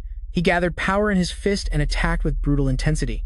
He wanted to finish the job he hadn't succeeded at before, kill Dojun once and for all. Unfortunately for the big guy, his primitive attacks were no match for the expert manipulation of ki. Dojun received the violent blow with a gentle touch and deflected the punch as if it had hit an elastic and impenetrable barrier. Kang-woo had never experienced anything like this. Normally, he would have just forced his way through brute strength. Now it seemed he was facing someone far beyond what his small brain could comprehend. Suddenly, he was knocked down. Dojun followed the trajectory of his body like a hunter playing with his prey. The sound of fists breaking a skull echoed throughout the restaurant, while the waitress from before desperately tried to call the police. Before she could press the call button, a delicate hand took the phone from her. With a bright smile, Yoon-won assured the waitress that she would take care of everything, so there was no need to involve the authorities. The waitress only felt relieved to see a reassuring face in the middle of her crisis. Slaps, scratches, and punches rained down on Kang-woo's body without giving him a second to catch his breath. As far as Won knows, this bastard is a B-rank hero, and not many people can leave him so defenseless at that rank. Based on this beating, Dojun could be classified as an A rank. Although even if that were true, the fight still seems too uneven.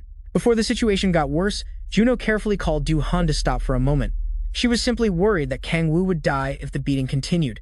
Deciding to listen, he dropped the lifeless body of the goblin-faced thug to the ground and wiped his hands. Seeing that there was clearly a vendetta between them, Won asked the young man how much he knew about Kang-woo.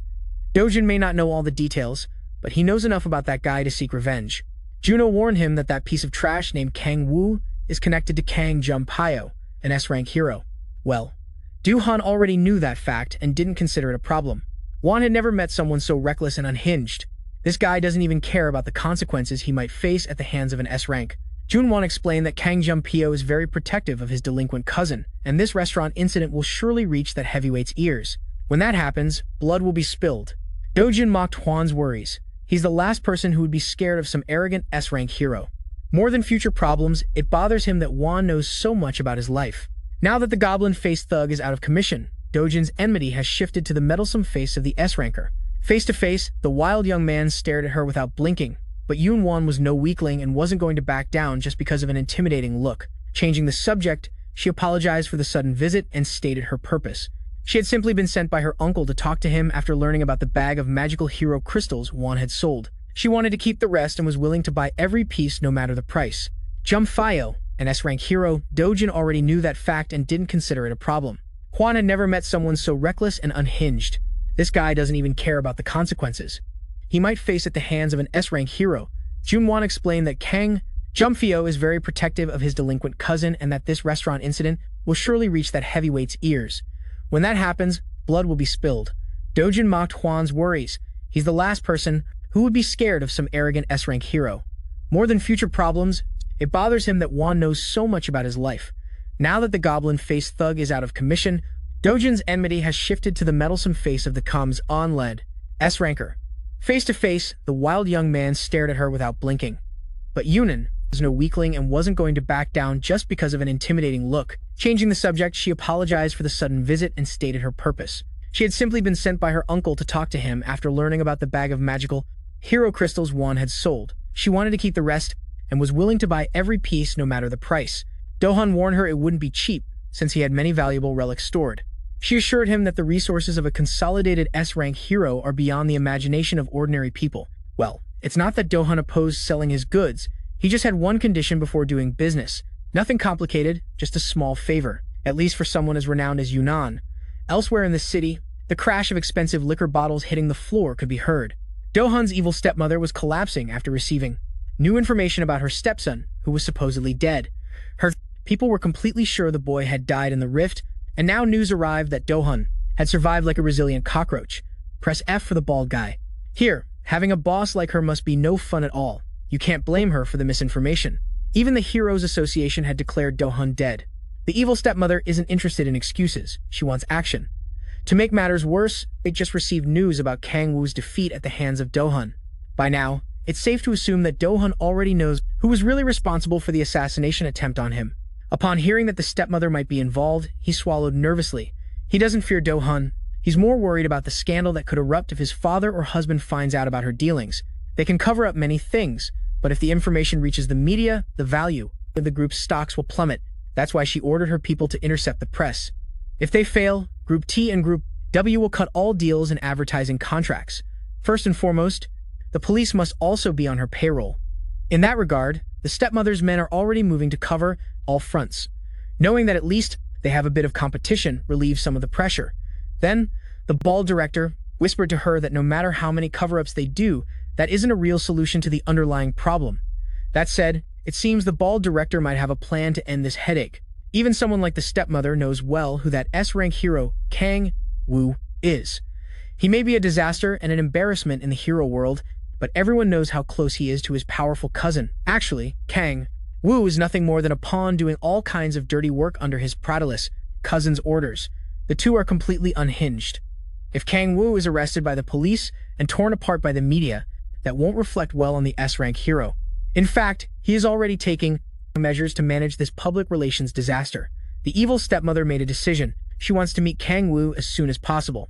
Also, that dog Hanshin from HCS Capital has openly allied with the enemy. He is now taking care of Dojun's family, and because of that, the stepmother demands to have a prosecutor on the phone in a minute. Those who abandon her must pay the full price. The next day, we follow a group of heroes entering one of Korea's Fisher zones. Of those zones, 5 are being converted into safe gates.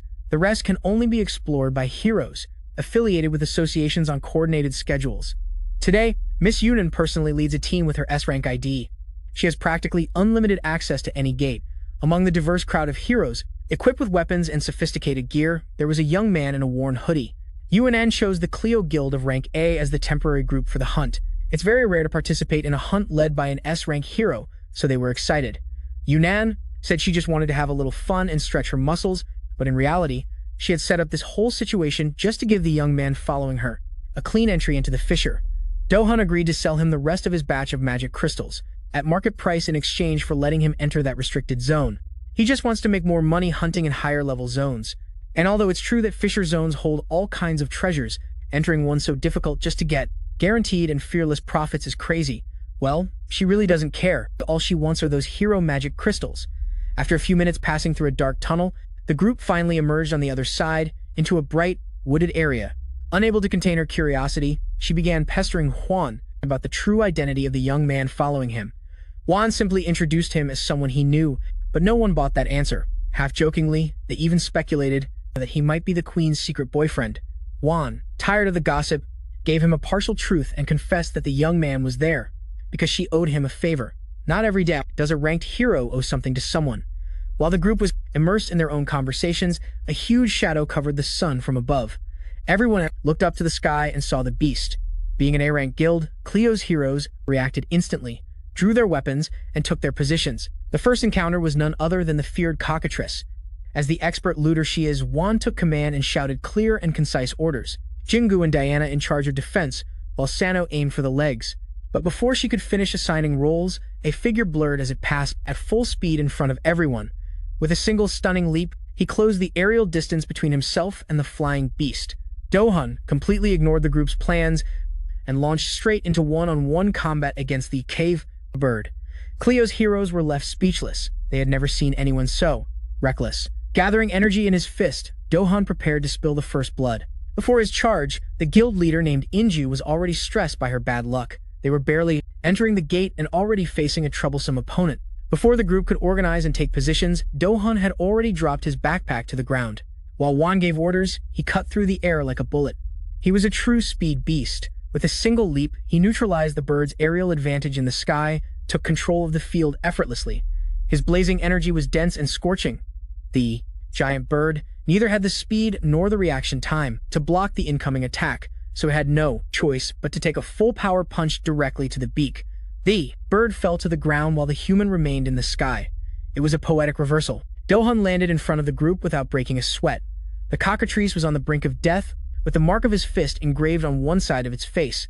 The guild members of Cleo were stunned. Alongside their S-rank support, they were witnesses to the brutality of what happened next. Dojun raised his leg and began stomping the bird's head until it was reduced to bloody pulp. It may seem excessive, but killing a cockatrice requires immense strength. With each stomp and kick, the crunching of bones and splattering of blood terrified the group. Now, Inju was very curious to know who this guy was. Actually, Wan didn't know for sure either. The only thing she knew was that Dojun was an incredibly strong human. Well, calling him simply strong is an understatement. Only a few chosen heroes can do what he had just done. Killing a cockatrice with a single blow is not a common feat. Wan downplayed the feat by mentioning her sister, who also belongs to that elite group of outstanding heroes. Still, Inju couldn't get over the fact that they had a monster hidden among them. She saw the whole scene and was impressed from start to finish. Wan took note of the monstrous power and the young man's resolve, and with growing curiosity, turned to Inju with a sudden change of plans. For now, they want to head to the center along with Dojun.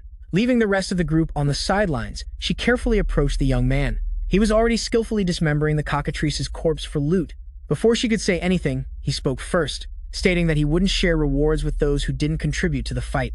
Luckily, Jian wasn't interested in a few magic crystals.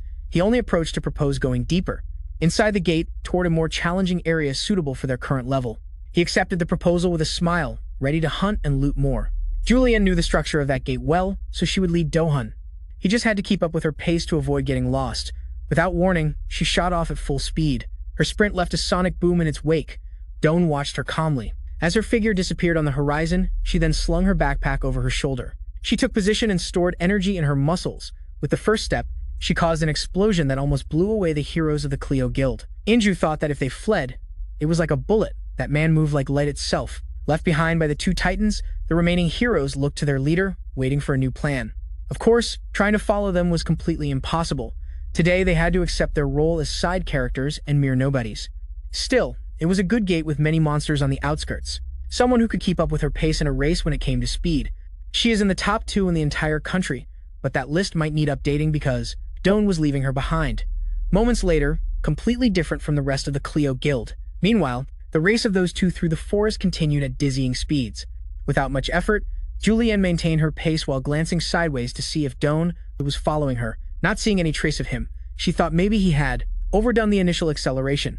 Just when she thought about slowing down, Dojun appeared beside him asking if they could go a little faster. Julianne's concentration broke and he almost stumbled. He had never experienced anything like this. Someone who could keep up with him in a race in terms of speed. He is in the top 2 in the whole country, but that list might need updating because Dojun was leaving him behind. Moments later, he stopped just to mock how slow she was, implying she was clearly running just to show off. While the rank E recovered her breath, Dojun looked toward the horizon. Before them rose a colossal mountain range that seemed to touch the sky. When she asked what was hidden in that rocky terrain, Julienne's face turned serious. That place is the lair of the fisher boss, the Carcelian. This so-called Carcelian is a gigantic 20-meter monster resembling a draconic wyvern. Julianne doesn't even want to consider the idea of subduing that beast. Normally, it takes at least 3 combat-oriented rank S heroes to have any chance against such a monster. One thing Dojun knows about the Carcelian is that it has a chance to drop a magical crystal of imaginary grade, a treasure just below the highest possible grade. With such a tempting reward waiting, he obviously isn't going to let it slip away. Juliano poses such a reckless idea. Well, Don is going to fight that draconic guy with or without her. Julian watched him as he fearlessly accelerated, aiming to climb the mountains to kill the beast. She felt she had no other choice but to follow him into madness. Something dark awaits the pair inside the monster boss's lair. Don enters brimming with inconceivable confidence to face a beast that easily gives trouble even to 3 rank S heroes. That shakes Jian to his core. You know what's even more shocking? When she arrives at the place, she finds the same creature, the Carcelian, dead at her feet.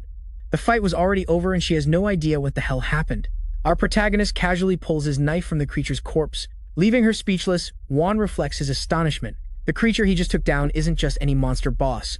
In that regard, he talks about a prominent hero known as Park Hall, who became famous for hunting monsters like the Carcelian, although he himself is rank S. The first time he went to hunt the Carcelian, he was cautious enough to bring along 30 rank A heroes, and still, all the rank A heroes were massacred in the attempt. Park Hall was the only known survivor, barely clinging to life at the end of the fight. Since that moment, the guy decided to face the same monster again, but this time with another rank hero, S and 100 rank A heroes, practically a small army. The fight was brutal. They focused on piercing the creature's wings to nullify its flight. The Carcelian, back then, was overwhelmed by a rain of attacks from the heroes. This reminds me of the debate about 100 men versus a gorilla that has been circulating lately. By the way, I bet on the men. The result was the same in the fight against the Carcelian. It was defeated, yet only a handful of heroes survived. The rest were torn apart by the beast's fury. The damages that day were so severe that the Hall Sweet Life Guild still hasn't recovered 3 years after the event. And yet, this average-looking guy defeated the same Carcelian monster without much trouble. The funniest thing is that, with his constant gaze, he reminds her that she's not going to get any of those precious gems by standing there fighting the air. The comment may have annoyed her, but Julian is more focused on the absurdity of the man in front of her. If she hadn't been there to witness the battle, she would never have believed such a conclusion. The same terrifying Carcelian was brought down and annihilated with a single blow by one man. As for Dojun, my guy has successfully harvested the impressive magic stone from the creature's body. He looks at it and says he no longer cares about having an escort to guide him. He's fine on his own. He also refuses to take the rest of the valuable items obtained from the dragon's body, like the claws and teeth, showing little or no interest in them. He turns around to bluntly reject her, leaving the rank S heroine completely stunned. Instead, he prefers to focus his energy on collecting the magical crystals from monsters. He even goes as far as allowing her to keep all those valuable items as payment. Juan looks at the creature for a moment and concludes that she doesn't need anything from the beast either. It's already night and the rest of the group is shocked to see that a single guy managed to collect 3 bags full of magic stones. It's an incredible sight, even for competent rank A heroes. For their guild to have obtained that same amount would have required at least 20 hours, and due to the quality of the ingredients, more than 3 days. This raises the big question about the identity of that man, and everyone is staring at Juan, who was the one who brought him in the first place, and yet looks as confused as they are. According to Juan's own words, the guild master of Manhwa can't understand how Dojun was able to defeat the Carcelian without any proper equipment. With just this achievement, he already positions himself at the top of the hero rankings in Korea, unmatched in power. They literally said, "Our protagonist is made of different stuff." The Manhwa hero even thinks he might be the strongest in the world at his level, which leaves her amazed. Speaking of him, an exhausted Dojun returns with more bags. With just 1 day of hunting, he has already collected an impressive amount of materials. At this point, the group starts to think no one would believe them if they reported this to the outside world. Dojun's almost divine power is the very definition of madness, hard to accept. Speaking of which, they are explicitly told not to mention a word about what happened today outside that place. Something they ultimately have to accept. The impressive rank S heroine does. She approaches our protagonist and talks to him about various things. From a distance, it looks like they are flirting, as if they were a couple. But that's only how it looks to their group mates. I guess they are trying to convince themselves this is the spark of a relationship. They also think he is the only man in the world who fits well with Julianne, especially considering the monstrous strength of both. The curious thing is how the master of the Manhwa Guild quickly realizes that these two are not the perfect couple he imagined. Instead, it seems they are arguing, judging by the expressions on their faces. He can't believe there is a man in the world with the capacity to speak to Julianne in that tone. Of all people, the shocking thing is how Dojun hands him a bag and leaves silently without saying a single word. That leaves the guild master even more perplexed about the state of the backpacks and their contents. Yansita, in her own words, it turns out that Dojun fears the possibility of becoming a celebrity overnight. If the outside world finds out he killed the Caserio, since that represents a problem for him, he leaves the responsibility to her. Upon hearing her decision, both are left speechless. But the irony of all this is that the law of manifestation ends up coming true, and Julianne begins to feel a growing curiosity to learn more about this mysterious young man. The girl is in love. In another location, we delve into the story of the famous rank S hero mentioned earlier, Hal. He is giving it his all with his punching bag. His assistant is impressed by his training, since he seems to be exploding with rage. As mentioned before, he is the master of the Sweet Life Guild. His assistant helps him calm down, reminding him that a little resistance will take him far in these difficult times. Even the guild master himself agrees with that idea, believing that those who underestimate him will eventually suffer his fury, and it won't be long before everyone admires his strength as the most powerful guild master. His assistant also mentions Hal's streak of hunting Caserios, which sets him apart from the others, and even says that his name will be engraved in history books as the hero who defeated the Caserio with the smallest squad. The funny thing is that this title can never be taken from him by Nadia Dojun unless Stephen Hawking rises from the grave and performs a miracle. The guild master shares his enthusiasm with the assistant, talking non-stop about his own achievements, while his guild has been suffering significant losses compared to what it was 3 years ago. And yet, the only thing that brings a smile to his face is knowing that he is the only one capable of defeating the Caserio in the best way, a fact backed by his one-eyed servant. Continuing with the topic of high-ranking heroes, the scene shifts to Kan Jumpio's office, who is reading a report about Dojun's turbulent night, along with Kan Wei, about how he annihilated Jumpio's cousin. Although Chai's intention was to trap him inside the portal and imprison him forever, an unexpected twist occurred, resulting in an awakening. Furthermore, the client who hired them to finish off Dojun is none other than CEO Hanaju, who is basically at the top of the richest people in Korea. It makes no sense for her to point to a single person as the target, at least until Jumpio finds out that Dojun is actually his stepson, although the boy was taken in by the family at age 7. The moment Hanaju's biological son was born, Dojun was expelled from the home. This fact amuses Jumpio, who comments that not even being rich saves you from being kicked out.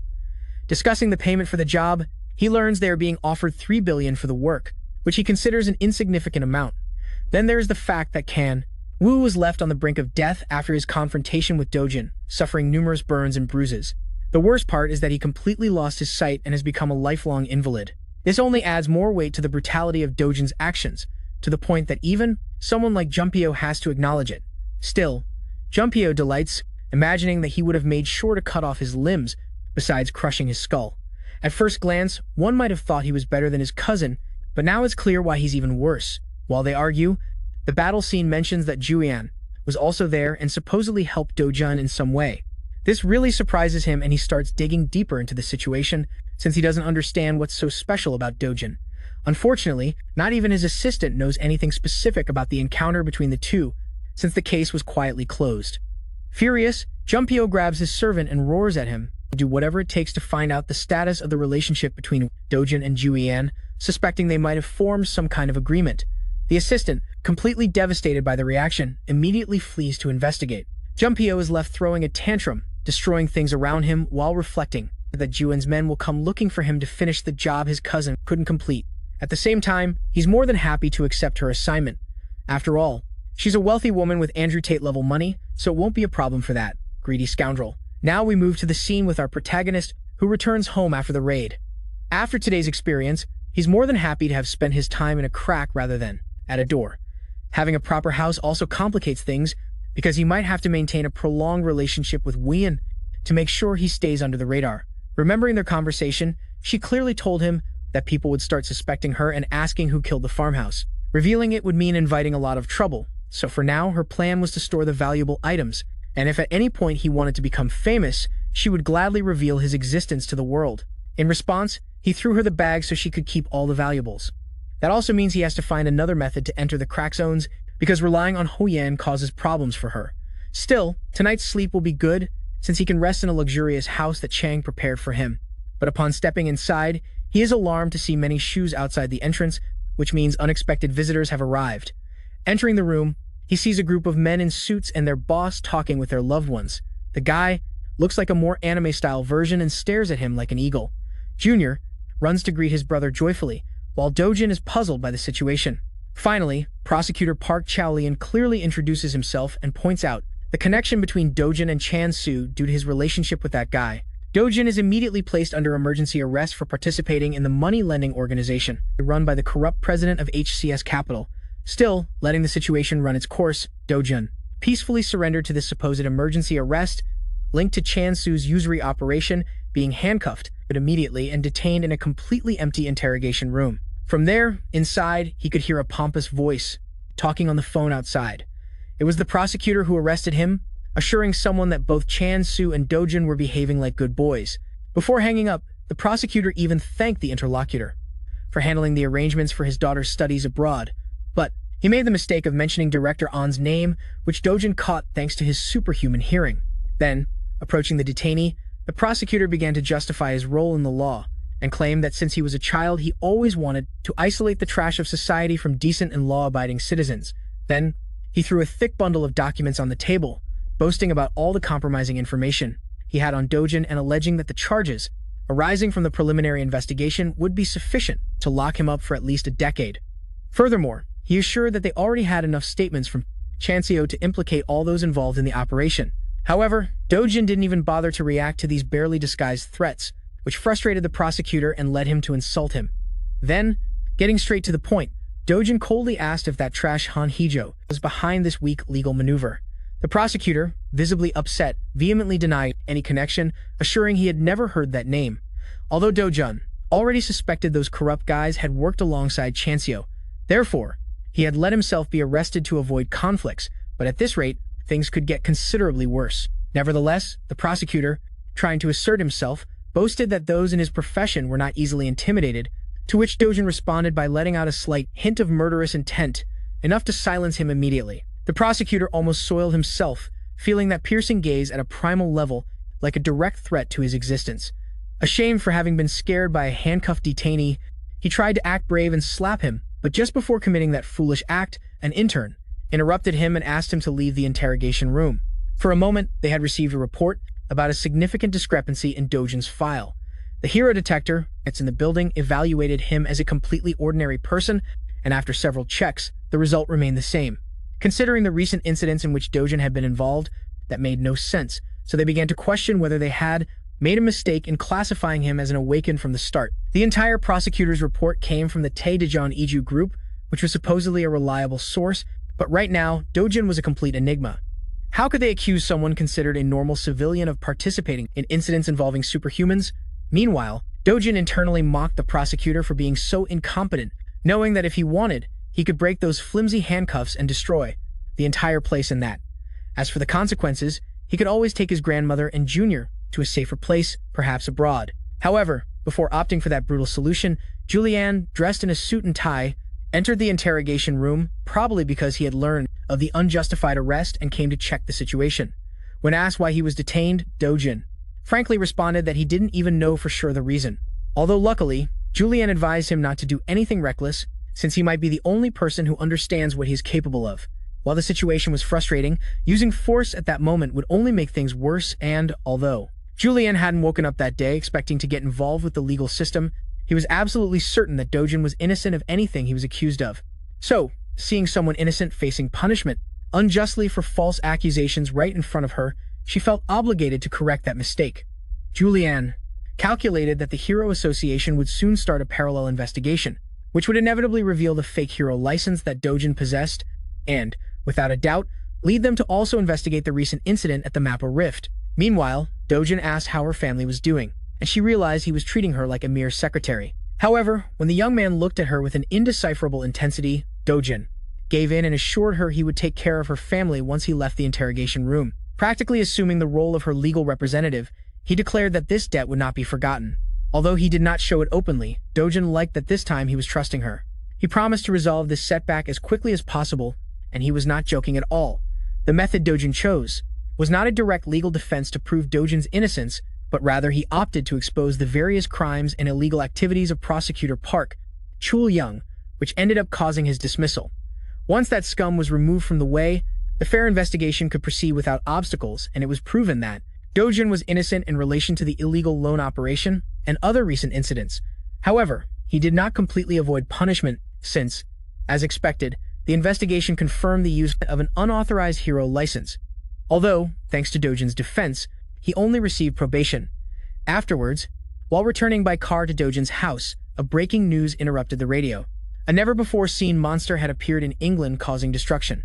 It was described as a mantis-like creature about 1.5 meters tall, with compound eyes and a terrifying jumping ability. Exceeding the description, Dojun immediately identified the creature as a Cajun, which caused Dojun to almost crash the car upon hearing that name. Information about newly discovered monsters is heavily protected by the association, and she only knew what occasion was, due to her status as an S-rank heroine. It must be understood that monsters do not receive arbitrary names.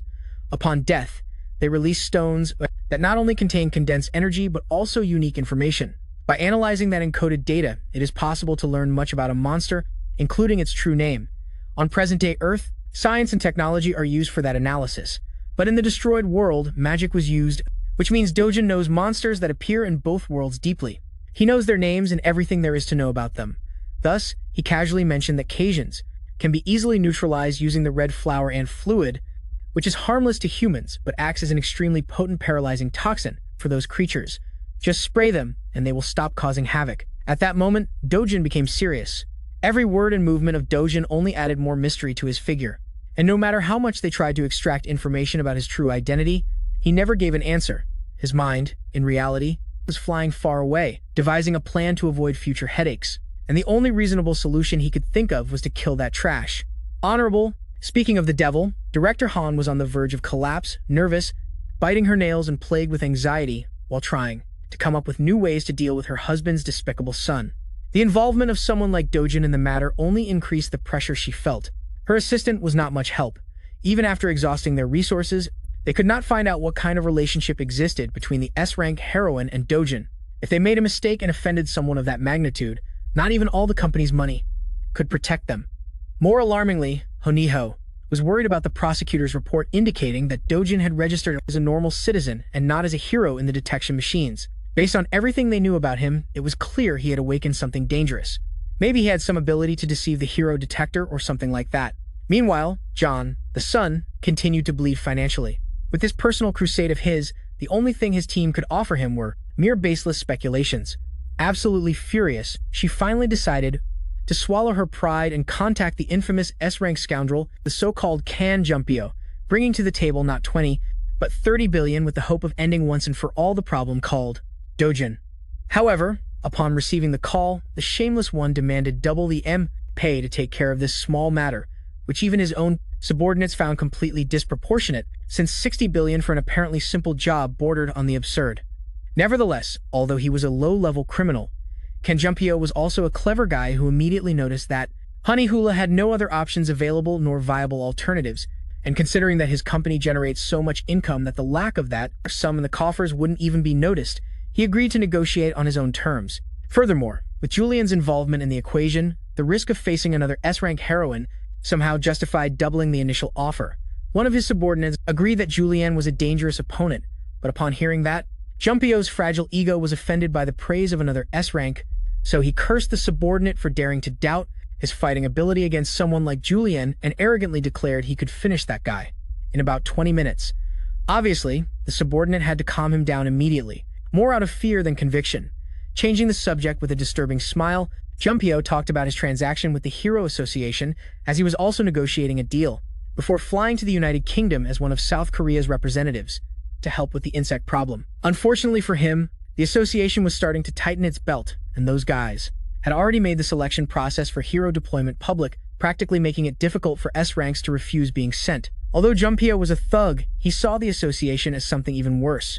The operation would take place in 3 days in South Korea, would send its best and brightest along with Japanese heroes, at least. That would give Jumpio the chance to meet someone named Takashi. At that time, the weakness of the Cassianos had not yet been discovered, and being the one to reveal such a crucial fact would elevate anyone's prestige to the moon in the public's eyes. Meanwhile, the Cassianos had expanded their advance toward Cambridge in the United Kingdom, where the heroes fought tirelessly to stop the relentless invasion of those huge creatures. A decent team of heroes had been assembled who, being British, used many swords in combat. However, the brave frontline fighters could barely handle a single giant Cassiano that spread terror among the population. This mantis had such brutal speed and sharpness that it could kill slow heroes with a single blow. Still, the British heroes managed to get into rhythm and counterattacked with a coordinated offensive. The group had a balanced lineup and given their skill level, they were nothing to scoff at. Some use magic to forcibly penetrate the thick exoskeleton, while others continue with fast melee attacks, letting insect blood run through the streets. With good coordination and enough power, they managed to take down their first Carceliano. And just in case that damn thing had a second phase or something similar, they cut off the mantis's head. Finally, the British heroes achieved a victory, but a single monster had consumed all their available strength. To completely crush their spirits, some appeared. The Carcelianos took advantage of the heroes' exhaustion that night. The best heroes the United Kingdom could offer perished in a brutal and bloody massacre. They gave their best and put all their effort into trying to stop the inevitable, but without clear information, they were completely defenseless against unknown enemies. The annoying Carcelianos were now advancing south, and the ironclad resistance of Cambridge had collapsed. Only about 60 kilometers remained between the insects and the capital, London. Just as the Cajuns were about to launch their final offensive to wipe London off the map, something luminous began to fall from the sky. When the fluid made contact with the insects, they all froze and began to experience a burning agony. After a few seconds of resisting the effects, the Cajuns fell one after another. The paralyzing liquid flowed through their systems, rendering all their terrifying weapons useless against the force of a biological war. In the sky, the source of that rain revealed its origin. A helicopter that followed at a distance. From a safe position, the army of giant mantises. On board were the heroes of South Korea and Japan, sent as joint cavalry, and all were surprised that such a simple solution, proposed by Juan, had worked so perfectly. The sap of the red flower ant was proving better than expected. The Cajuns could not resist it and practically became empty, useless shells. Alongside Julian was Jumpio, who did not believe for a second that this woman had hit the mark by mere intuition. Then, to break the collective astonishment, Yuan took command and ordered everyone to parachute down to finish the job with renewed respect and admiration for Korea's top S-rank heroine. The cavalry descended like a flock upon British soil to prevent a total catastrophe. Days after that joint operation, the whole world learned about what happened in the United Kingdom and who was the undisputed MVP. Back in Korea, the media and fans crowded the airport, all eager to see with their own eyes the pride of the nation. Reporters and their crews were desperate to get an exclusive on Juan, the best hunter of the entire expedition in the United Kingdom, who was responsible for discovering the Cajuns' weakness and leading the operation to its successful conclusion. She basically saved an entire nation from falling into despair. It was even said that before returning, she was decorated by the British royal family in gratitude for her heroism. When Julian finally set foot in the airport, camera flashes and cheers from civilians erupted, as if she were a celebrity, something she was already quite used to. Behind her came Jumpio, trying to act as if he didn't have that ridiculously bad haircut. Although Juan was already a public figure, the intensity of the welcome that day overwhelmed her a bit. For his part, Jumpio was credited with having eliminated most of the Cajuns during the expedition, although it was not mentioned that he basically killed paralyzed and defenseless bugs. His entourage of heroes numbered about 200 people, and it was thanks to the brilliant performance of the Korean heroes that the United Kingdom still exists today. The news published all the details of the hunt, including the weakness of the Cajuns to the sap of the red flower ant. While walking through the city, our guy Dojun heard the news and paused for a moment. He was glad Juan had been able to use his information, but his mood soured when he saw Jumpio's face on the giant screen. That arrogant-faced guy is another loose end he'll have to deal with soon. In some fancy restaurant, Dojun was having coffee with the woman of the moment, and Juan, very kind, gave him lots of gifts for little Junior. The grandmother, and even he, warned him not to open anything at that moment. They said it would be better to do it at home, but he, ignoring the warning, found among the gifts elegant and tasteful clothes. Juan Honestad just wanted to give a small gesture of thanks for that invaluable tip he gave her. Thanks to that information, which was trivial to him, she became the most famous heroine in the world.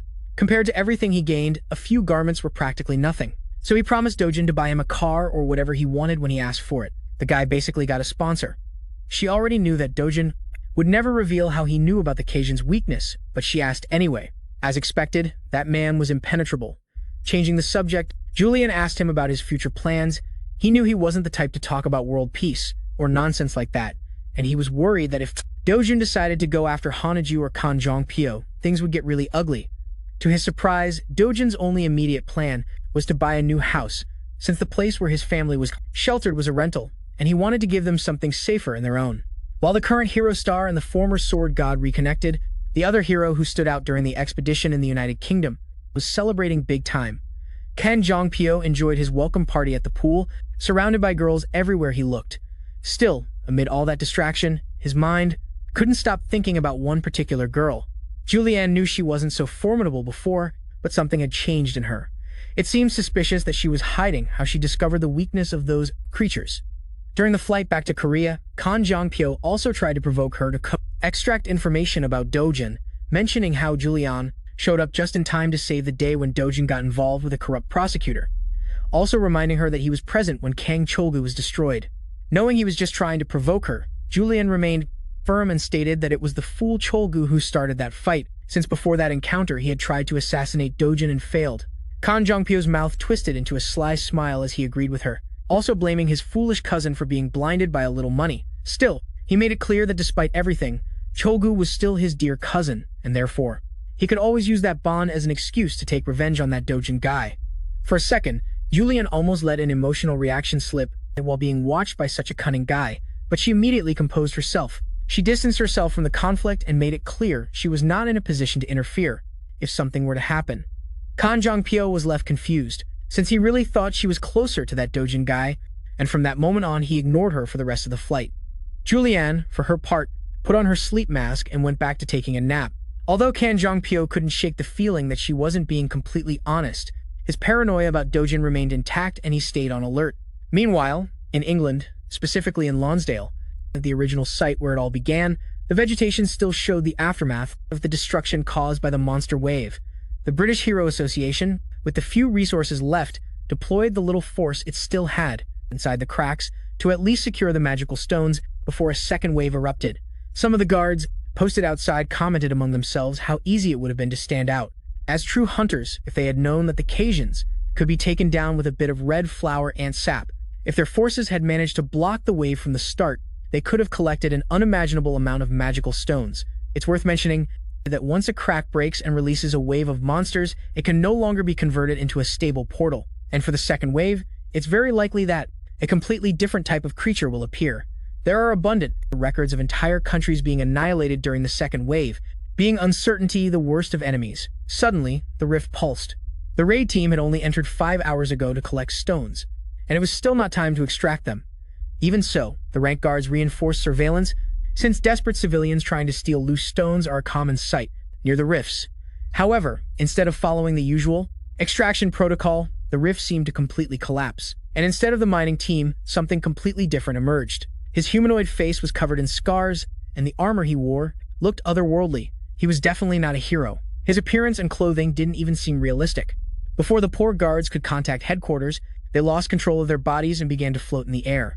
The man took a single step and seemed to teleport, effortlessly lifting the guards. One of the British guards tried to counterattack with the United Kingdom's signature weapon. 3 floating knives that flew toward their target, but a series of green light circles made them disappear as if they had never existed.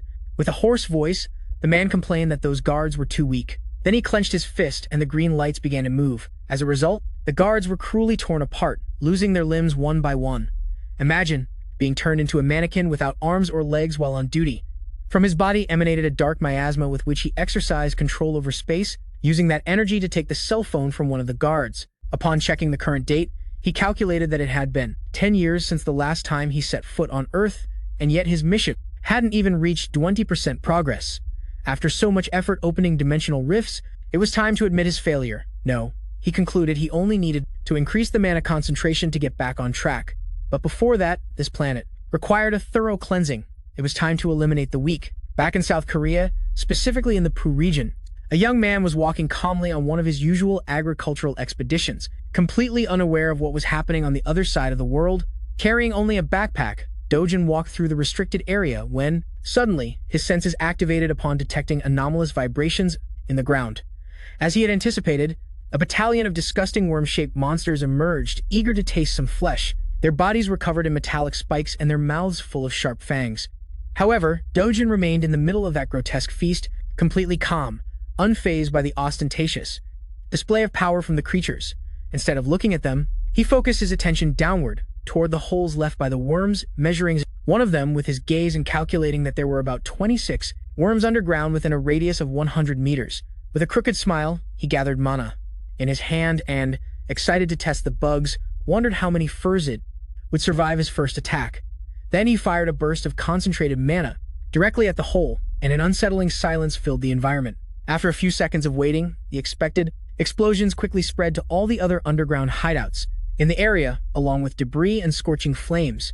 All the worms writhing beneath the ground were forced to surface to avoid being cooked alive. Dojun is one of those who believe in working smart instead of brute force, and thanks to this technique, he didn't even have to dirty his elegant clothes while taking care of farming free magic stones from those disgusting worms. A meeting of utmost importance was taking place in the city. Manoni, deputy director of the Korean Heroes Association, and his boss named Tai Wong were discussing a young man who was becoming increasingly difficult to manage. They were obviously talking about Dohun. According to reports, his strength couldn't even be measured with a standard hero meter, which, to other association executives, like Vice President Park Seong-chul, was as ridiculous as it was alarming. They demanded that Dohun appear before the association. According to the deputy director's information, all the strange things surrounding Dohun began with Kan Chalgu's evil plan. After waking up during a raid in a rift, where he was supposed to die, Dohun changed drastically, and later he took revenge and resolved the new rift in Mappo on his own. It's true that sometimes he showed excessive actions, but he always had justifiable reasons. In short, Dohun's power is classified as an overwhelming force. Taewon reflected that wild horses are the hardest to control, but as long as you have a good horse in your stable, that's what really matters. What motivated this conversation was Dohun's formal request to obtain an official hero license. He received special privileges to skip the standard procedure because he had a guarantor who was none other than the beloved hero Won, rank S, of the country. Upon learning of his connection to the Golden Girl, the association elders were stunned, knowing they couldn't afford to offend her, considering how high her name is at this moment. So Dohun's request was approved without obstacles and expedited. He was designated as the 8th S-rank hero of South Korea without even having set foot once in the association's headquarters. Thanks to his new status, he could now hunt in any rift zone at will, which was not bad considering that his devastating performance in the Paju Rift Zone, where he burned dangerous worms to ashes, quickly reached the ears of the association director. That intimidating old man was quite entertained to see that the country's new S-rank hero was already living up to his title. It's not every day you hear about a hero who enters a second-tier rift alone, without guild support or allies. In the eyes of ordinary people, that's simply madness. Paradoxically, the same vice president who initially strongly opposed Dohun now advocated revealing his identity to the public, so the association could start promoting its new rising star. Luckily, the deputy director quickly shut down that silly and greedy idea, stating they should first ask Dohun himself if he wanted to live a life as a public figure. The vice president argued that, considering they are in an era of instability, giving the people a new symbol of hope in the form of an S-rank hero would ease the general tension. Doing his best to sell the idea to the director, Taiwong, the vice president insisted, but the old man preferred to act cautiously. Before the association made any decision, he wanted to meet the boy face to face. Meanwhile, Dohun remained immersed in his worm extermination marathon. If he wasn't using mana explosions, he resorted to good old brute force. Every time he cut a poor worm, the rest of the damn writhing ones surrounded him threateningly. Although for an average hero they would be a considerable challenge, for Dohun their moves were practically telegraphed. Consequently, with his hand empowered by the burning power of his mana, he launched a wide sweep that burned and eliminated a dozen worm monsters in a single blow. Then he landed again on the ground, and dozens of corpses fell at his feet. Dohun was a guiding being over the mountain of bodies. As if he were on an infested farm, his hands still burned from the residue of his technique. He sighed, and with a slight movement, dispelled the last sparks. As expected, the constant consumption of mana from hunting and eliminating waves of high-level monsters was unsustainable. Therefore, he finally decided to acquire a suitable weapon. Naturally, the best place to get the equipment he needed was the Gazan Heroes Complex. Thus, Dojun chose an unassuming shop and entered. A guy covered in bruises was behind the counter, distracted by his cell phone to fight boredom. When the welcome bell rang, he didn't even look up to see who had entered and simply asked if the customer had an appointment. Dojun ignored the lazy man's question and threw his backpack on the counter, demanding that they forge a weapon with the materials he carried inside. Annoyed, the guy said they didn't serve anyone without a reservation. It's worth noting that Dojun had already been rejected by all the other shops in the area, which claimed to be fully booked. This was the only one that answered his call. Despite that, the lazy man flatly refused to serve him. He was clearly annoyed at having to look away from his cell phone. Then, with his patience at the limit, Dojun grabbed him by the collar, ignoring his threats and curses, and directly asked who owned the place. The guy arrogantly replied that his father was the owner of the business. If that was the case, he'd better call him immediately. Dojun had come specifically on a trusted recommendation. Upon hearing that, the young man was released, although he snorted disdainfully, cowardly backed away to another room and called his father. Shortly after, an old man with a modified welding mask came out of the workshop to see what was going on. His name was Choi Chi-lin, master craftsman of heroic weaponry. Dojun explained he came on Wan's recommendation. Of course, both father and son knew that name. In fact, the whole country knew it. Old Choi was surprised that an S-rank celebrity knew his work. However, Dojun wasn't there for useless talk, so he simply took the materials out of his backpack. The old master inspected them thoroughly and identified a giant black viper fang. It had been a long time since he had seen one. Then, Dojun expressed that he wanted a decent sword made from that material, and that it be as long as possible. However, the master craftsman opposed the request. Stretching a non-metallic material too much could harm its durability. According to him, it would be more effective to make 2 medium swords. Hearing that weak proposal, Dojun questioned whether the old man was openly admitting he lacked the skills necessary to forge what the customer wanted. Despite everything, he insisted he didn't want 2 swords, but just one. The only thing that mattered was the length, as well as an absurd size. He demanded that the mana absorption rate be at the maximum level. Hearing so many demands that bordered on irrational, the lazy man couldn't stay out of it. Proud of his father, he defended his skill, saying he could forge weapons with at least a grade 3 mana absorption rate. In response, Dojun took one of the swords displayed at the front of the shop, examined it carefully, and evaluated its material as grade 5. Then, without hesitation, he grabbed the blade with his bare hand. Father and son remained silent and in shock while their unusual customer performed what seemed like a miracle. The grip tightened more and more until finally, the pressure turned the grade 5 material into rubble under pure brute force. That product, which the shop was so proud of as to display it, was reduced to nothing more than sharp dust and broken fragments. At that moment, the lazy man thanked his stars for not having messed with the mysterious customer. Meanwhile, the old man silently watched his creation shatter. Then, Dan-hoon warned Chachuan that if he planned to make trash with the provided materials, he better quit the job immediately, since if those hands could turn a grade 5 weapon into fine dust, imagine what they could do to his face. After securing a shop that could meet his demands, Dan-hoon headed without wasting time to another dungeon. This time, his target was a natural phenomenon, a green-skinned, one-eyed creature. Thanks to his sharp senses, the cyclops sensed a hostile presence nearby as soon as he felt it. While other hunters worry about carrying the flashiest gear, Dan-hoon hunts alone, wearing his pants and hoodie, since he still doesn't have a proper weapon. For now, his hands suffice.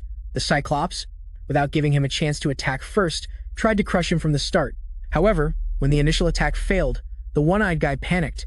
Then, Dan-hoon jumped into the air, compensating for the size difference, and his sword hand moved as fast as lightning, cutting a juicy chunk off the cyclops' shoulder.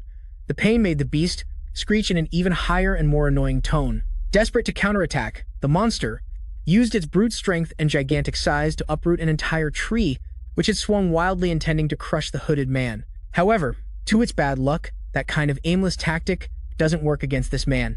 With absolute calm, Dan-hoon prepared for the impact and, as a result, 2 deeper and more horrible wounds appeared on each of his shoulders. It was a true massacre.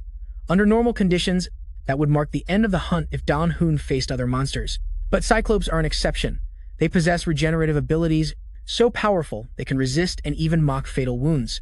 However, Dan-hoon had already considered this overpowered ability beforehand.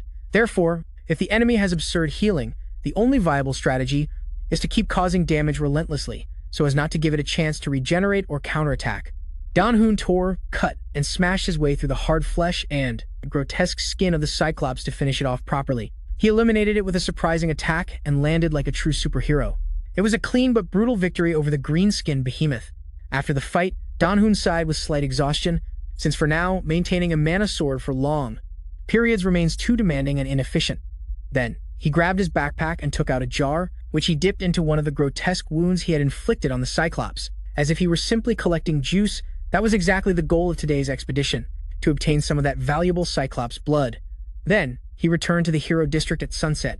As usual, the slacker was still manning the counter, so Dan-hoon left his jar of blood without a word and indicated to the rich kid to give it to his father.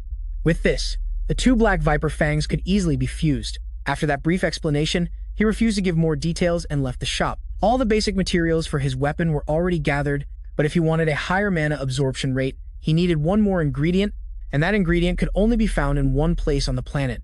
While planning and mapping a route to find that secret component, his S-rank companion received a very important call. Juan was enjoying a relaxing vacation when he answered the call and heard the name of a country. The sun was shining, the water was perfect, but Juan couldn't even fully enjoy his vacation because of that call. After his recent mission in Europe, the Korean Association had decided to send its heroes to Brazil, which indicated that the Brazilian government and association had already given up trying to shut down the fisher zones by themselves, according to Honey Yu. The Brazilian monsters are especially violent, although in return, the magical stones they drop upon dying have an abnormally high spawn rate. Since there was a lot of money at stake, her guild, Cleo, also planned to participate for that reason. She asked Juan to accept the mission and go with the friend she had been with a few days ago, Inju. She assumed that the country's 8th S-rank hero must be that guy who entered the dungeon with them, the same one rumored to be Julian's man. Inju was fully in favor of supporting that budding love. She found it romantic that two supremely powerful people would marry off a fearsome bounty hunter without anyone else's help. After much insistence, Inju finally got Juan to accept to participate in the mission in Brazil. However, she had no idea if that guy would even return to the small shop in the Gas and Heroes complex. Meanwhile, old Choi watched his own creation in amazement, as he would never have imagined that non-metallic materials that could be melted and combined using cyclops blood. If it weren't for that young man, he would never have discovered such a strange technique. Thanks to that, he can now craft the sword as long as Dohun wants. They could even reach the upper limit of about 180 centimeters. Dohun wants a two-handed blade with an adjustable grip for one-handed strikes, something that weighs about 5 kilograms. Old Choi was surprised to see that the rude boy from yesterday now spoke so politely. In fact, he knows basic manners. Perhaps his weapon really is that important to him. Nevertheless, Old Choi warned him that 5 kilos would be too heavy to wield with one hand. It's not like you're going to swing it only once or twice. Still, Dohun knows exactly what specifications he wants and does not intend to be given on that. Old Choi estimated the forging process would take at least a month and that the mana absorption rate would reach grade 7. However, Dohun was dissatisfied. With only grade 7, that level could not contain his full power. As expected, he really needs the final boost from a very specific ingredient. Then, Dohun went to the door and asked the old man to just work on shaping the weapon for now. The mana absorption improvement could wait until he gathered the rest of the materials. As an experienced craftsman, Old Choi had some idea of the material the young man was referring to, and couldn't help but shudder. A few days later, Dohun went out to the city to meet a very important woman. Julian kept his promise and got him a new car. Dohun was very grateful for the gift. She assured him this was nothing compared to all the help he gave her. After all, it's just $1 billion car, which is no big deal. When he thanked her with a smile, Juan acted like a shy girl for a moment while he inspected every corner of his new vehicle. Julian asked what had happened to him at the Heroes Association. After meeting with the top brass, those arrogant old men proposed making his information public, but Dohun demanded a considerable payment if they really wanted to do it. He understood that President Tae-won was thinking of the greater good, but politics complicates everything. Anyway, the negotiation fell through. After his exterior inspection, Dohun got into his new car, and Juan sat quietly in the passenger seat. While buckling his seatbelt, he mentioned the association's preparations for the imminent operation in Brazil. Upon hearing her say Brazil, Dohun shut out everything else, approached her, and sincerely asked if she would go. Surprised, she barely managed to stammer yes. If that was the case, he invited her to go together. That proposal made the national heroine's heart race, while her cheeks blushed uncontrollably. Meanwhile, another woman was also blushing because of Dohun. The lovely An Jiho was about to be scammed by Kang Jumpio, who was demanding even more money from her. He insisted to Director Han that she should not skimp on expenses at a time like this. He had already received $3 billion in advance and still wanted more. This man hadn't even started the supposed job of eliminating Dojun once and for all. Losing patience, An Jiho began seriously considering hiring someone else to do her dirty work. She thought there must surely be many heartless people out there who would kill for a fortune without asking questions. However, Kang Jumpio laughed at her outdated information and, as a mockery, gave her a free tip. He had just learned that Dojun had recently become the country's new S-rank hero. They are practically equals now. Director Han refused to believe that the weak, spineless boy she herself had kicked out of the family had become some kind of superhuman. For his part, Jumpio had spent a lot of his own money to get that information. If Han Jiho didn't want to believe it, then she would just have to wait until Dojun climbed this tower and killed him with his own hands. In desperation and fearing retaliation, Director Han stopped Jumpio before he left. He was clearly out of her reach and she didn't want to die. This desperate woman promised to pay whatever was necessary to get Dojun out of the way. Kang Jumpio smiled and replied that he had changed his mind. Instead of asking for more money, he now preferred to establish a stronger business alliance with the director's conglomerate in the future. By then, Han Jiho would have accepted any kind of payment. At that moment, Jumpio received a very important text message. It seemed the heavens were smiling on the lady, as the perfect opportunity to eliminate Dojun had just arisen. To be continued.